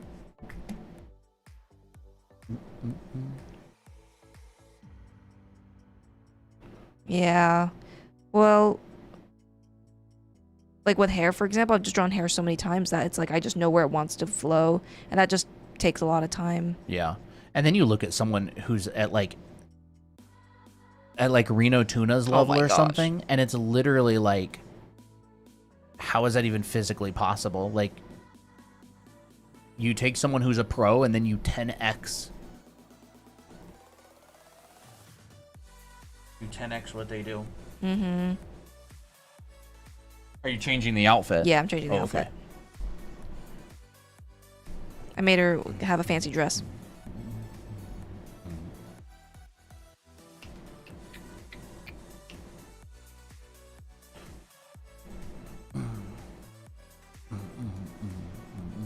Like, you look at Gene and his perspective ability. Oh yeah. It's amazing. Very fluent. Ooh, I want to make a YouTube video on drawing in fisheye perspective. I've already got a great idea for it. I've like basically never seen anybody talk about that before as well. Are you gonna do this whole piece in marker? Nah, only some of it. Okay. Because this is a watercolor after all, but I want it to be like mixed media. It's kind of like the acrylic markers. Oh, okay. Never really seen anybody talk about it that much. Not that I've taken a bunch of fisheye lens drawing classes, but like, I don't know. I feel like you get like really gimmicky tutorials on fisheye lenses. You know what I mean? Yeah. Like you could tell that they don't have an understanding of what's actually happening, and you can tell. Like, it looks like someone's drawing on top of a fisheye grid without actually knowing what's really happening. And then you get someone who's like Gene, and you're like, oh, this guy Gets it. can draw in fisheye perspective. Like, you look at a Kim Jong-gi, and it's just like, oh, this guy gets it. He's not following a grid. He is the grid. You know? He is the grid, yeah. It's funny. Colton, did you take a mentorship with Gene, or was it just Christina? Christina took a mentorship with Gene, and he had her do a bunch of perspective practice. Yeah. I was thinking about it. I was thinking about doing it, and I may at some point, mostly just to force myself to do a bunch of practice. Like, I know the perspective, I just don't do the practice very often. Like, I wouldn't wake up at 5 in the morning to fill a sketchbook in order to get it turned in for myself personally. Like, that's one of the major benefits of a mentorship, is the accountability.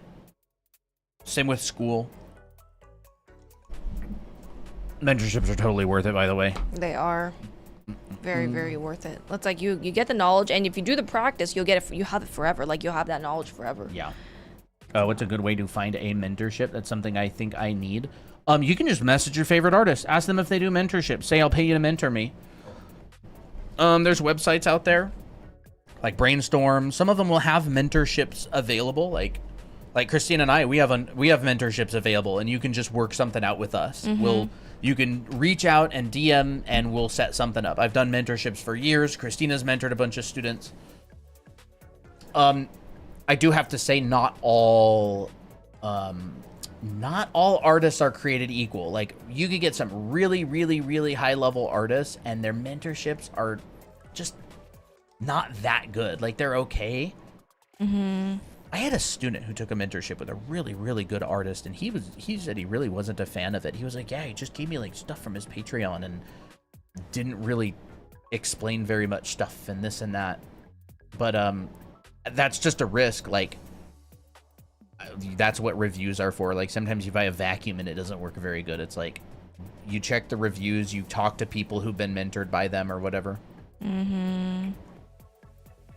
Mileage may vary by artist, for sure, for teaching. Like, teaching is not intuitive for a lot of people.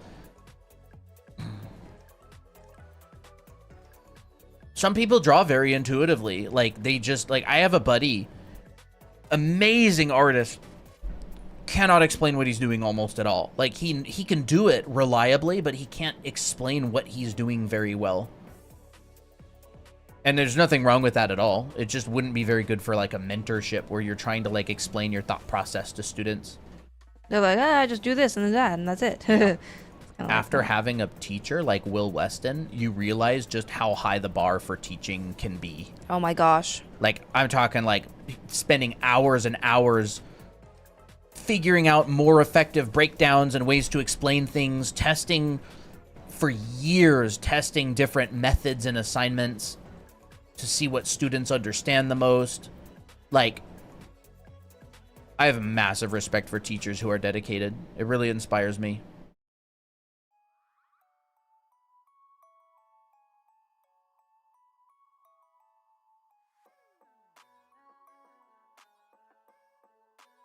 I'd love to take a mentorship, but the money is just not there. Yeah, I know what you mean. I know it's sort of stupid to ask this, but when drawing the legs, the knees, the way your class taught is taught messes me up.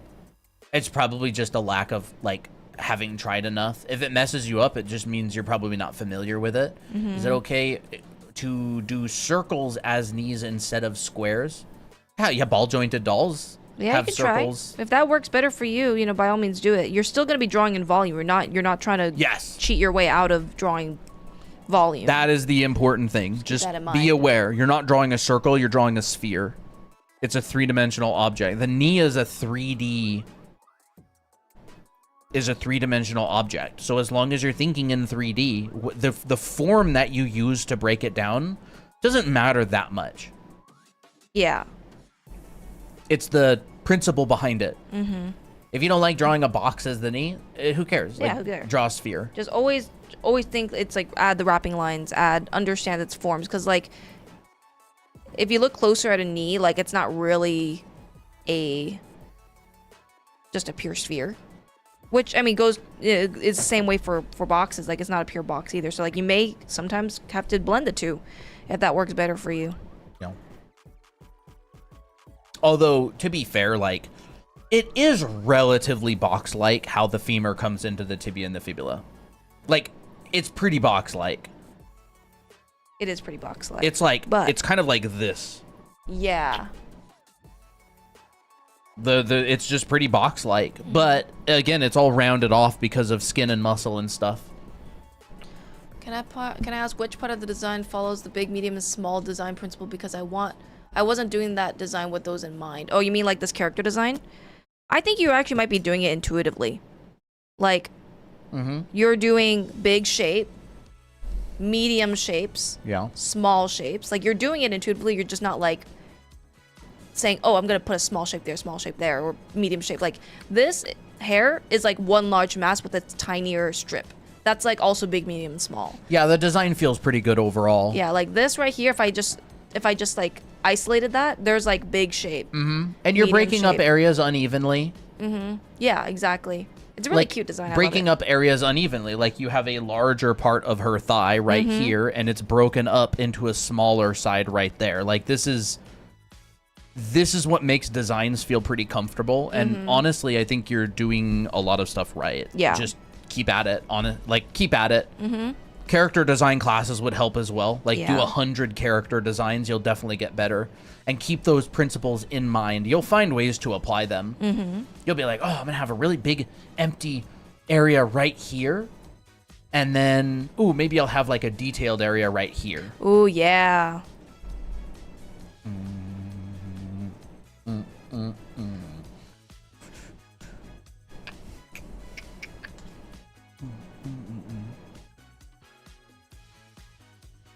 Just want that ombre in there. Ooh, she's looking so good. Yeah, it looks fun. Okay, then I'm gonna add a little bit of darker darks, maybe a little bit of violet. Let me think.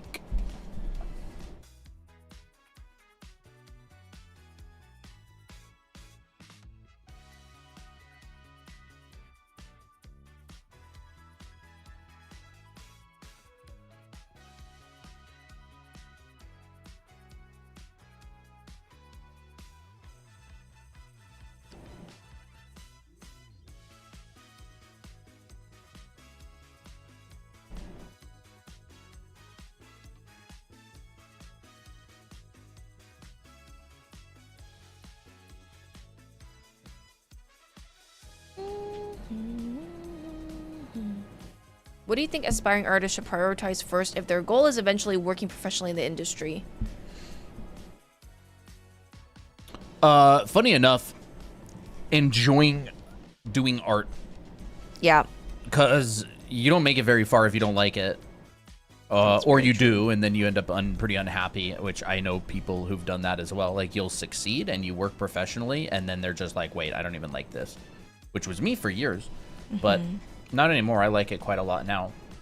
So, like, you know, find a good why.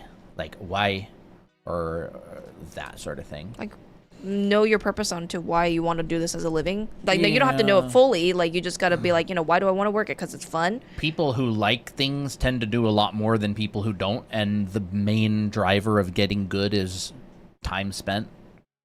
You know, the person who really likes to run is going to run further than the person who doesn't like running but is like, oh, I have to. Yeah.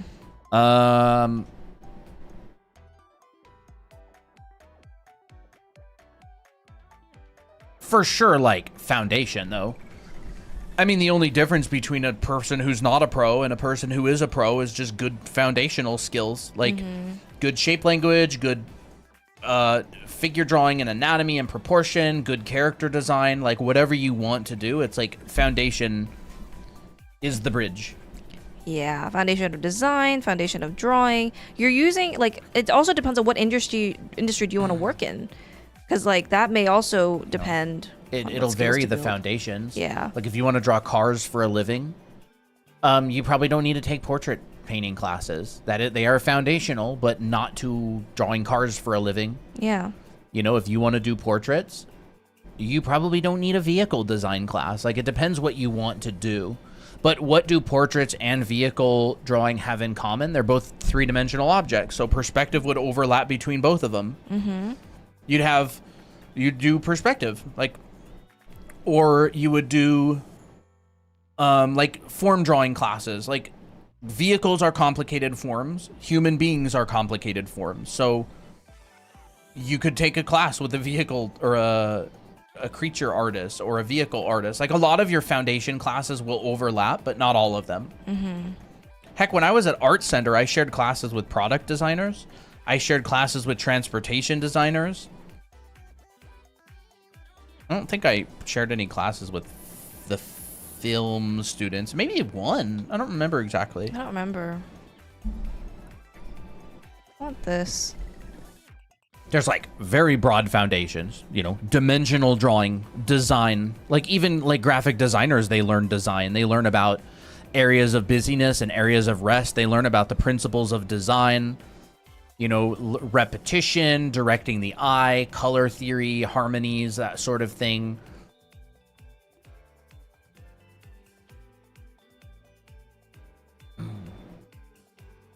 And then as you get like more specialized, you could be like, you spend a lot of time doing figure drawing classes. Like if you want to be a character designer, you're doing a lot of figure drawing. You're doing a lot of character studies and building your visual library and drawing armor and drawing whatever. But like maybe a graphic designer wouldn't spend a lot of time doing a figure drawing class because like maybe they're going to be doing web design or web page layout or which is like it's visual art. Like design is kind of like design is king. Yeah. Well, like it becomes less about the drawing and more about design because drawing is a tool to help you design. Yeah.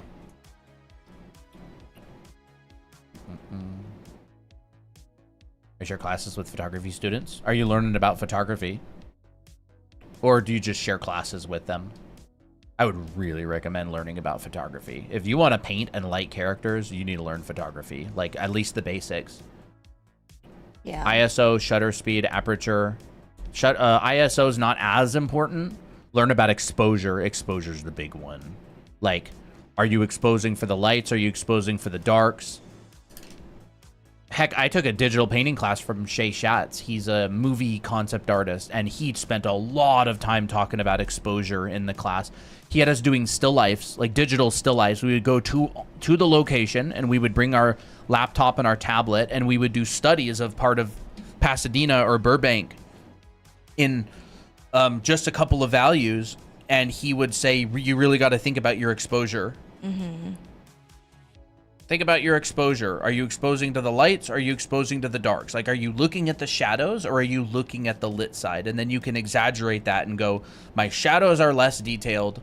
My lights are more detailed, or vice versa. Like, that's a really good assignment. That is a really good assignment. Oh, you just share subclasses with them? Oh, okay. As a lifeguard, I shared classes with EMTs, firefighters, nurses, babysitters, etc. That's fun. That's really fun. Artists can learn, like, one of the reasons I like being an artist so much is because you can pretty much benefit from learning about anything. Like, you learn about anything. Learn about bugs. And it's like, oh, it could be applicable to drawing bugs. Like, oh, you learn about whatever, anything. The Mars rover, or I don't know, fingernail hygiene. And it's like, it's just kind of all connects together. It's really interesting. Yeah. What's good starting point for learning exposure and the like? Just get like a camera or watch some content. Let me think. There's a YouTube channel out there called The Slanted Lens. It has a series called Laws of Light. I give it to almost all my students who take my mentorship. Almost none of them ever watch it. I'll be like, hey, did you watch the those videos I talked about? And it's like, oops, no. Like, well, they never do, dude. Some of them will do it, but most of them won't. Yeah, you want to see what I give almost all of my students?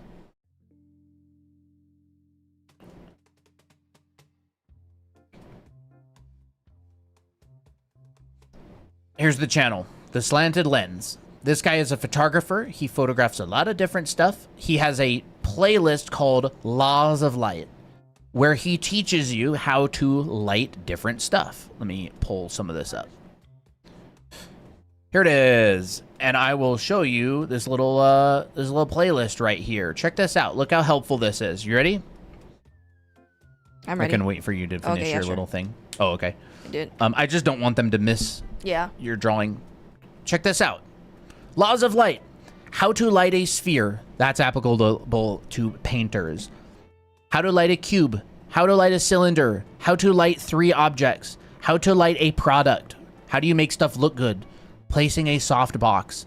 Umbrellas don't suck. What is an umbrella? I don't know. We'll find out in the video. 5 portrait lighting setups. Hint, hint. Our next TikTok that we're posting has to do with portrait lighting setups.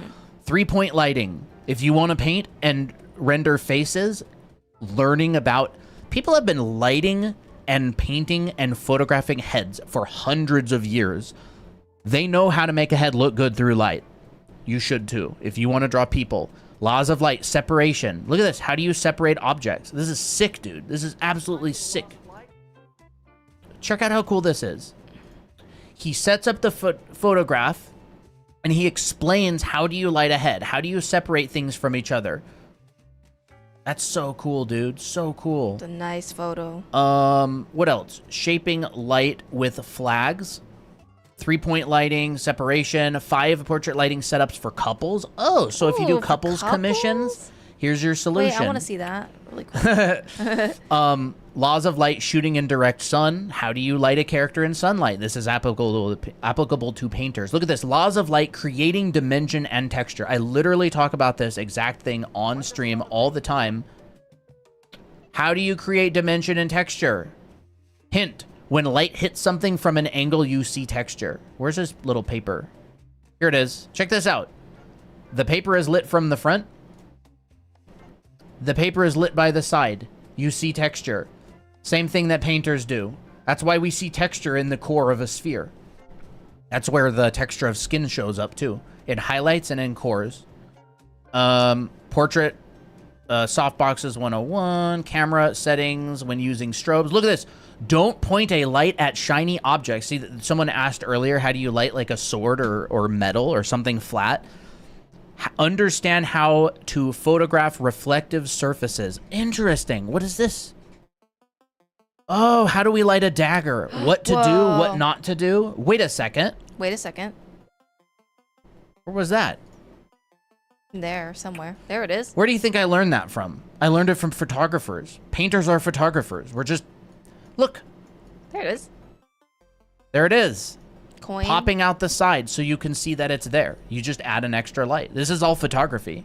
If you want to learn how to paint something that looks good, learn about photography.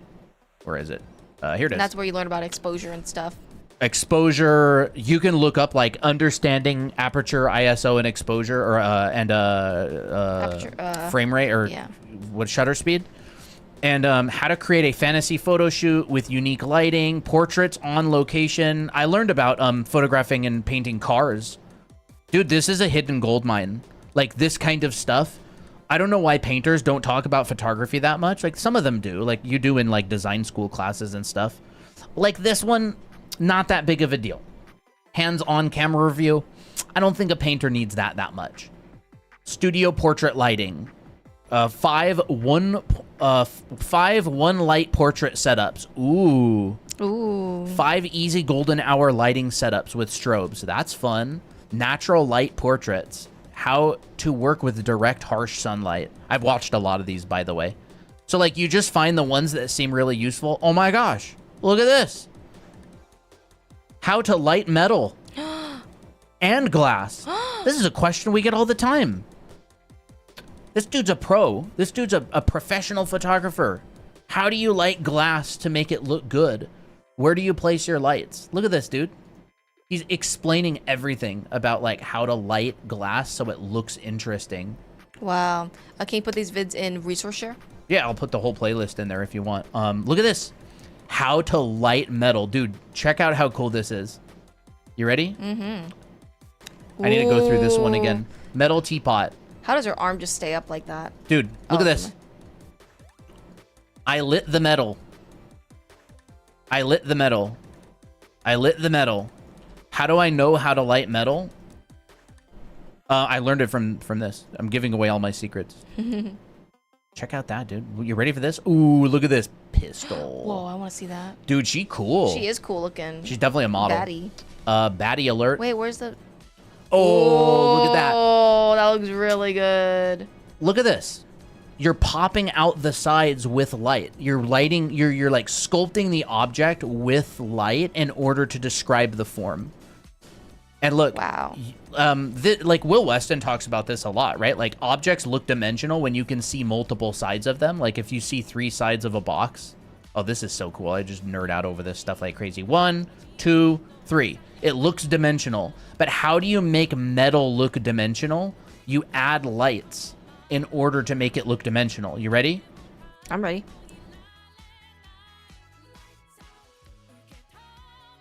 You make it look dimensional by adding light in order to add more sides to it. So you go like this, and you go like that, and you go like this. So you're going like, remember that 8 layered anime girl thigh we did the other week? 1, 2, 3, 4, 5. Here's a 5-sided cylinder. It looks dimensional because we've lit it to look dimensional. And you learn that kind of stuff in videos like this. I'm always searching around for stuff like this, like those hidden gems. Ooh, how light conveys emotion. Ooh. I think I want to watch this, you know? Look at this, dude. Whoa, that's cool. This guy was trained at Art Center, by the way. He studied photography at Art Center. Shout out to Art Center, most expensive design school. Fell off. I accidentally painted a little bit on the model. Oops. It's because it was close by my brush and I'm gonna have to wash it. clean it off later. But anyways, there you go. I'll link this playlist in the Discord server. Nobody, like, this is the crazy thing, though, is, like, very, very, very few people that I actually, like, assign this to go and do it. I think Clear Sky did it. Clear Sky, are you here? I did that. I went and told you to watch some of these, didn't I? Yeah, I think they... I'm sure they did. Can we see what happened to the head? No. It's too embarrassing. It's not even that bad. It's just like a little A smudge. smudge on it. I don't remember which ones, but yeah. Like, awesome. Oh, you are here. Awesome. Yay! Happy Friday. Although Happy Clear Friday. Sky's here.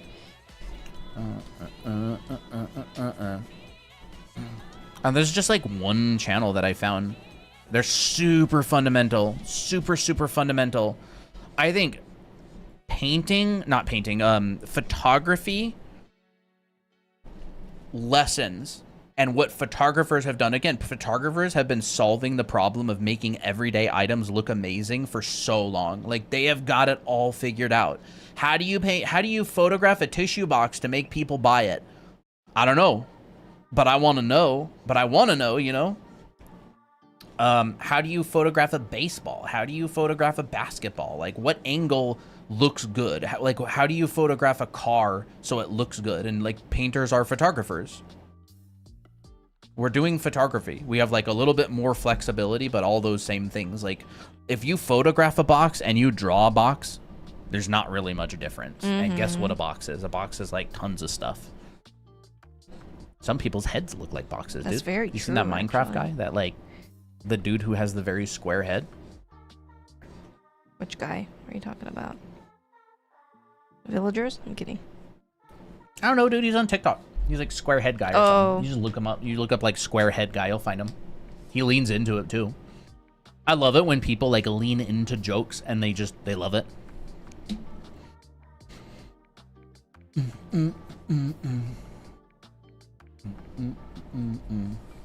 Did I copy the oops. Resource share? I think that's it. Yep. Laws of light. Full. And just ignore the stuff that's not relevant. Like if he does like a camera review, you don't have to watch it. Just skip it. Go like, how do you do portrait lighting setups? Couples portrait lighting setups. Dude, that's so useful. That's so useful, bro. How do you think I learned how to light these? The Not heck just are from they? imagination. Lighting types. View. Large icon. Here they are. Ooh, look at the hair comb. Ooh, that looks awesome. Wow. I love these markers so much already. Look at that, chat. Okay. Have you done a live where you go over drawing hair? Oh yeah, all the time. We also have a whole series on YouTube about it. Yep. Hair is ribbons, and ribbons is cylinders, and cylinders have been solved. But yeah, you can check out our YouTube channel. There's like a whole series that Christina made on hair. Mm-hmm. I'll move this out of the way so it doesn't block anything on TikTok. I'll put it over me. Look at this. Oh. Guess what this is, chat?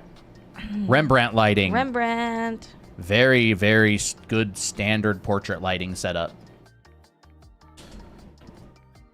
And look, no rim light to pop out the head. I'll make this more visible on YouTube. There we go. Check this top corner here, right? Kind of blends into the background. Now he doesn't blend into the background. Why? Because I added a rim light to the edge. What story do you want to tell? Do you want your character to go into the background? Or do you want them to pop out of the background? You can add a light just to pop them out of the background. Look, now he like kind of separated from the background. There's that Rembrandt lighting again. As best as you can do it on an anime female head. Yeah. Look. Changing the location of the rim light. Butterfly lighting. That's a pretty famous lighting setup. It's when you put the light above in the front. You get a little butterfly shape underneath of the nose. Of course, it doesn't work on the anime male head. Butterfly lighting. Half lighting or split lighting. Rim light. Less rim light. Half lighting. I see this one all the time in illustrations, by the way. The face is lit, but then there's a stronger light that's like describing the edge of the face and the edge of the nose. That's cool, ain't it? That's really cool. You want to see where I saw this? You want to see what I saw? What I saw when I saw it? What?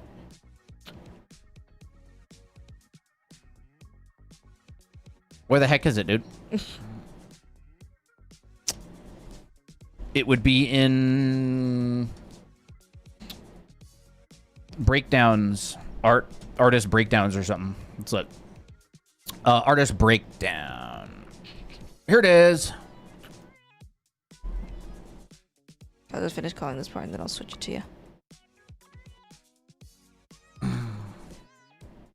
Alright. Whoa! Face is lit. You get an additional piece of light coming over and lighting here. And lighting the hair right here. You're not losing out on anything. We recreated that in person by lighting the face from the front and then putting a second light on the side that pops out that. So, like, you don't have to have light and shadow. You can have, like, light and a little bit less light. Light and a little bit less light. Like, you can tone down the strength of the light. Yep. Oh, and check this out. Boom. Look how professional that photo feels. Just because so good. You've got, like, a nice setup. Like, you got a little bit of rim light right here popping out the head. You've got a nice filled front of the face. And then you've got a light on the left that's coming in and describing that shape right there on the nose. Guys, what's their YouTube channel? Draw Anime Academy. Draw Anime Academy. A lot of videos. Does that technique have a name? They never taught it at my college. Technique what? Technique for what? What's a good starting point for someone wanting to create a comic/manga? I've been working on figure drawing a lot, but a bit lost at the moment. I would just start. Like, I would just try to make something and do your best. Yeah. Like, that's what I would recommend. We could talk about that on another stream sometime, though. Like, we could go into more depth on that. Look at this. Same thing. Male. That's female. Female and male. Look, how satisfying is that, dude? Look, you can see the 3D layer print lines there. How satisfying is that lighting setup? Handsome boy. Very handsome. Handsome boy. bobandsome. Oh my gosh, I'm so in love with these markers. Guess what this is? Look at that glamour shot. Does this just feel like a glamour It's- shot to you? It's called clamshell lighting. Yeah, exactly. It is called clamshell lighting. It's when you have butterfly lighting from the top, And a little bit of fill from the bottom too. butterfly lighting on the top, fill in the bottom that fills up the shadows. It's called clamshell lighting, and it's what they use for glamour shots, for photography of faces and stuff a lot of the time. Doesn't it just look like, so good? The last lighting technique where you explained where they where they light the front and light the side more intensely. No, I don't know what it's called. I don't know just what set it's it up called. because I kept seeing it in illustrations. I don't know. I don't know if it is called anything. It's just I saw it. I saw, I drawed. I draw. I drawed. I don't know. Here's clamshell lighting. That's pretty sick. Is that the coolest thing, dude? It looks straight up like a glamour shot. Like if you ever go around the mall and you see like girls on a On makeup cologne or stores, makeup or perfume. perfume. They Cologne literally is use that guys and lighting. perfume is girls. Yeah. They'll be lit with this lighting a lot of the time. It's clamshell lighting. Lao, you should do some. You should do some portraits with clamshell lighting if you want to draw like Tira as like an influencer. Ooh, that would be sick. Yeah. That would be really cool. Persimmon. This would be kind of cool. But yeah, we took some of these photos recently, and we're breaking them down in a video that we're going to be posting. Excuse me. Is it like... It's butterfly lighting with a light on the bottom. So think of like left and right, except this way. One from above coming down, it gives a shadow under the nose, and one from below coming up. I guess it looks like a clamshell or something. Okay. I'm just having a lot of fun with this one. I love these. I love these markers. Okay, Chrissy Poo. I'm loving these markers so much. They really help me with like getting these bold colors without getting all these weird streaks that come with watercolor sometimes. So I'm really happy. By the nines.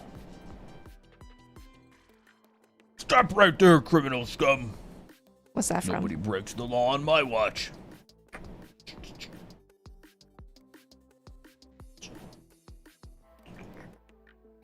Bolivian.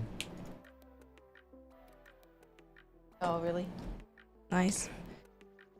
I'm gonna add a little bit of dark in here. In here.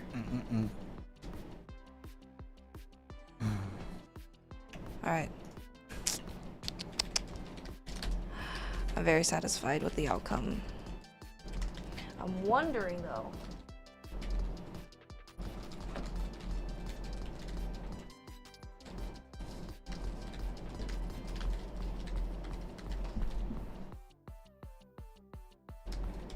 It is quite dark.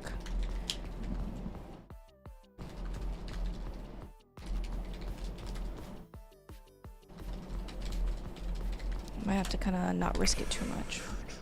Who dat? This girl? This girly pop? An OC Yeah. of I don't know their name. Kiwami? Get keto. Yeah, No. Kiwami. Yeah. Oh, is that their Yeah, their that's their YouTube. I don't know their TikTok though. Not TikTok. What's it called? YouTube? Discord. Discord. Oh yeah, get keto on Discord. Oh, I love doing aggressive typing. It's very soothing. It lets me.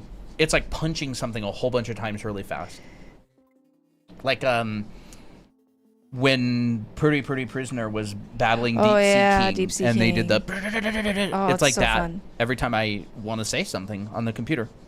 Perfect. Oh, that's nice. Just adding some warmth and. Delicious warmth. Well, like I find that sometimes the alcohol markers can like really give like a smoothing effect over on top of watercolor, so that's why I'm using it. Yeah. Playing Kinda fills risky, in huh? those gaps. No, it's not risky. It's calculated risk. Calculated risk. Very nice job, Christina. It is nice. How are you doing, Clear Sky? What are you up to? It's been a little while since we chatted. How are the doggies? You have doggies, right?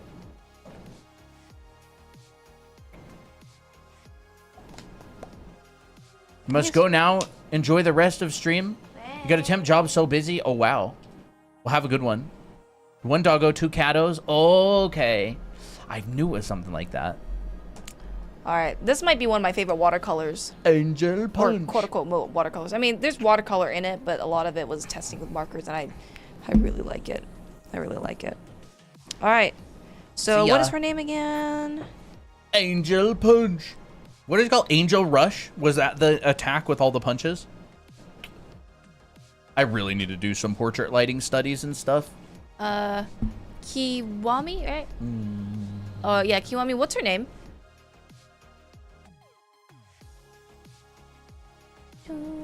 Wait, I need to add a little bit of extra darkness on the edges. She doesn't have a name. She doesn't. Big fist lady so far. Okay. That's totally fine. Do you want name suggestions? Mommy? I'll take that as a name suggestion. Mommy.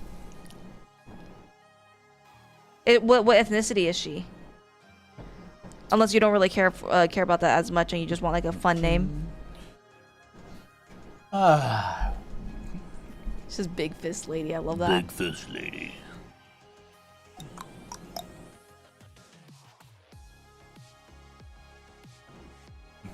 Never really thought about that stuff. Okay, that's fine. Do you want Totally name fine. suggestions though? How do you do poses? Like this. And like that. And like this. And like this. She feels like a Renee to me. I don't know. I don't have to add in a name though. I can just sign it. It's okay. I'll start thinking about it and DM you the name. Sure. But I'd like to hear some suggestions. Yeah. Okay. Great. Emma, I think would be cool. Emma, Renee. Let me think. What else? Something kind of like sultry and. Let's see. Do y'all ever have people argue in your comment sections about like random stuff? We can do name suggestions. We can do femme fatale names for Veronica. Ooh. Lilith, Carmilla, Raven. Raven's cool. Raven would be cool. Sylvia. Okay. How do you draw poses? Oh, okay. Are we doing drawing lessons still? It's up to you if you want to. If you want to switch over. Christina's more the pose drawing teacher. Well, you know how to do I it. think she's busy coming up with names. Yeah, Scarlet. Ember, Sylvia. Ember. Blair is cool. Interesting. Nova is cool. Rogue, Nyx. I'm just looking at like different stuff. Scarlet's cool. I like that one. I thought of that from the fire. Rouge could be that's red for in French. Rouge.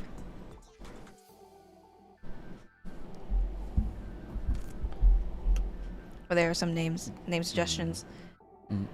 Sign it. It's fun.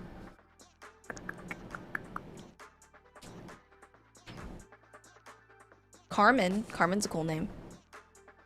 When I think of Carmen, I think of like tango, like, I don't know, Latin ballroom dancing. Lisa. Lisa's cute. Chat. You know what I did? You want to hear the crazy thing? I don't know why, but I feel like Lau would be interested in this. So Huion, we're partnered with them, right? And they don't like pay us. Like we don't get a cut of anything that like we sell or whatever. We just like their tablets and feel like they're really affordable.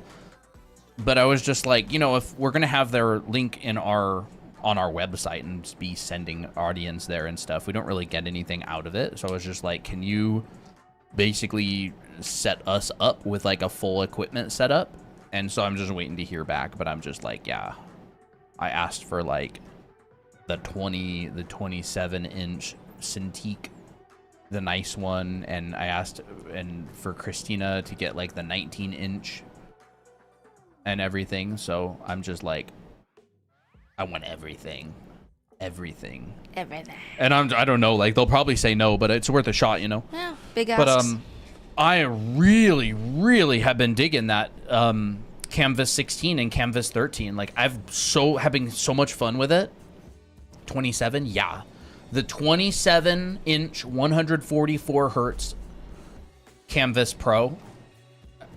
Because I use the Cintiq Pro 24 right now on my main desktop. So like there'd be no reason for me to downgrade and use something from Huion just because it's from them. Like I would want something that really works well.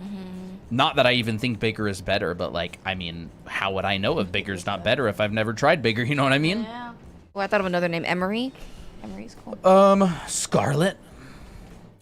Like the dragon? Yeah, the dragon. Scarlet the dragon? Scarlet the Dragon from Hero of Truth. What was it? Sword of Truth. Yep.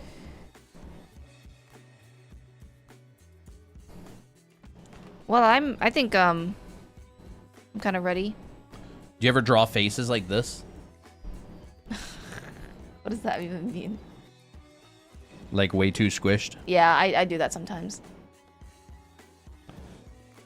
Look at that. I really like this one. That's some nice stuff. I love how bold and the colors are. It's so cool. I love the fur. I'm really proud of the fur. Boots. With the fur. Boots with the fur. We have a speaking of poses, we have a video on how to draw poses if you want to check that out. How to draw great poses? yeah. For sure. YouTube channel, Draw Anime Academy. How to draw great poses. Scarlet Raven sounds cool. Like Scarlet Raven? cool Ooh. alias. Ooh. Good stuff. Well, if you decide on that being a name that I can put on the paper, I like putting names on the paper because it's like, ooh, it's like, I don't know, branded or something like that. Makes it cute. If you want me to put that on the paper, let me know. If not, I'll just leave it as a signature until you decide. Whoa. Scarlet Raven. That's cool. Like that's like a cool hero name, like assassin name. The Scarlet Raven. I like it. That'd be good stuff, dude. Apple bottom jeans. I'm getting hungry, and I actually want to finish the carousel tonight. Let's so do it. I think I'm ready to head out. Sounds phenomenal. If you are interested in Anime Art School, it's currently 20% off with the code MOMMY. Yes, if you have Like this lady right if here. you've always had the dream of making your own manga or webcomic and you know you need to learn foundation like perspective and figure drawing and anatomy and faces and expressions and clothing and costume drawing and the Backgrounds. 7 basic folds, what are those? We got you. We have a whole school online and it is currently 20% off. So if you're Yes. serious about upping your skills so you can, you know, draw the characters of your dreams, check it out. Check out Anime Art School. Take a screenshot of that. Use the code MOMMY at checkout. 20% off. And it's big. It's a big school. Big A lot of stuff. You'll learn a lot. A lot. It's a year-long program. Yeah. Oh my gosh, you might even get a lot of improvement within months of taking the Dude, a couple students, holy moly. class. Oh yeah. I love these markers. A certain, you know, sheep. A Sheep? certain person who has Oh, yeah. 3 furry friends. 3 cats. But yeah, we're gonna head off. We Yep. got some Work to do. social media content creation stuff to do tonight. Have a good night, everyone. I love how this turned out. Oh my goodness. Can't wait to take a photo of this later. Hopefully the There we go. iPhone does not cook the photo. Don't take it with the iPhone then. All right. I have it Good on my night, album. everybody. Good night, everybody. Good night.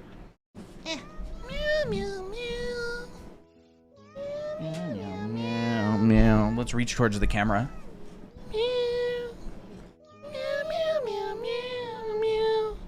Meow, meow, meow, meow, meow.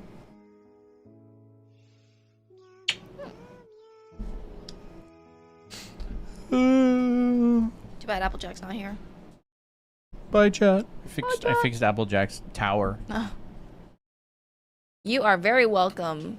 You are very Yeah. welcome. I really enjoyed drawing her.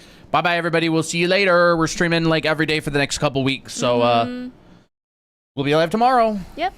Good night, and see you later. Bye bye. And bye bye, YouTube.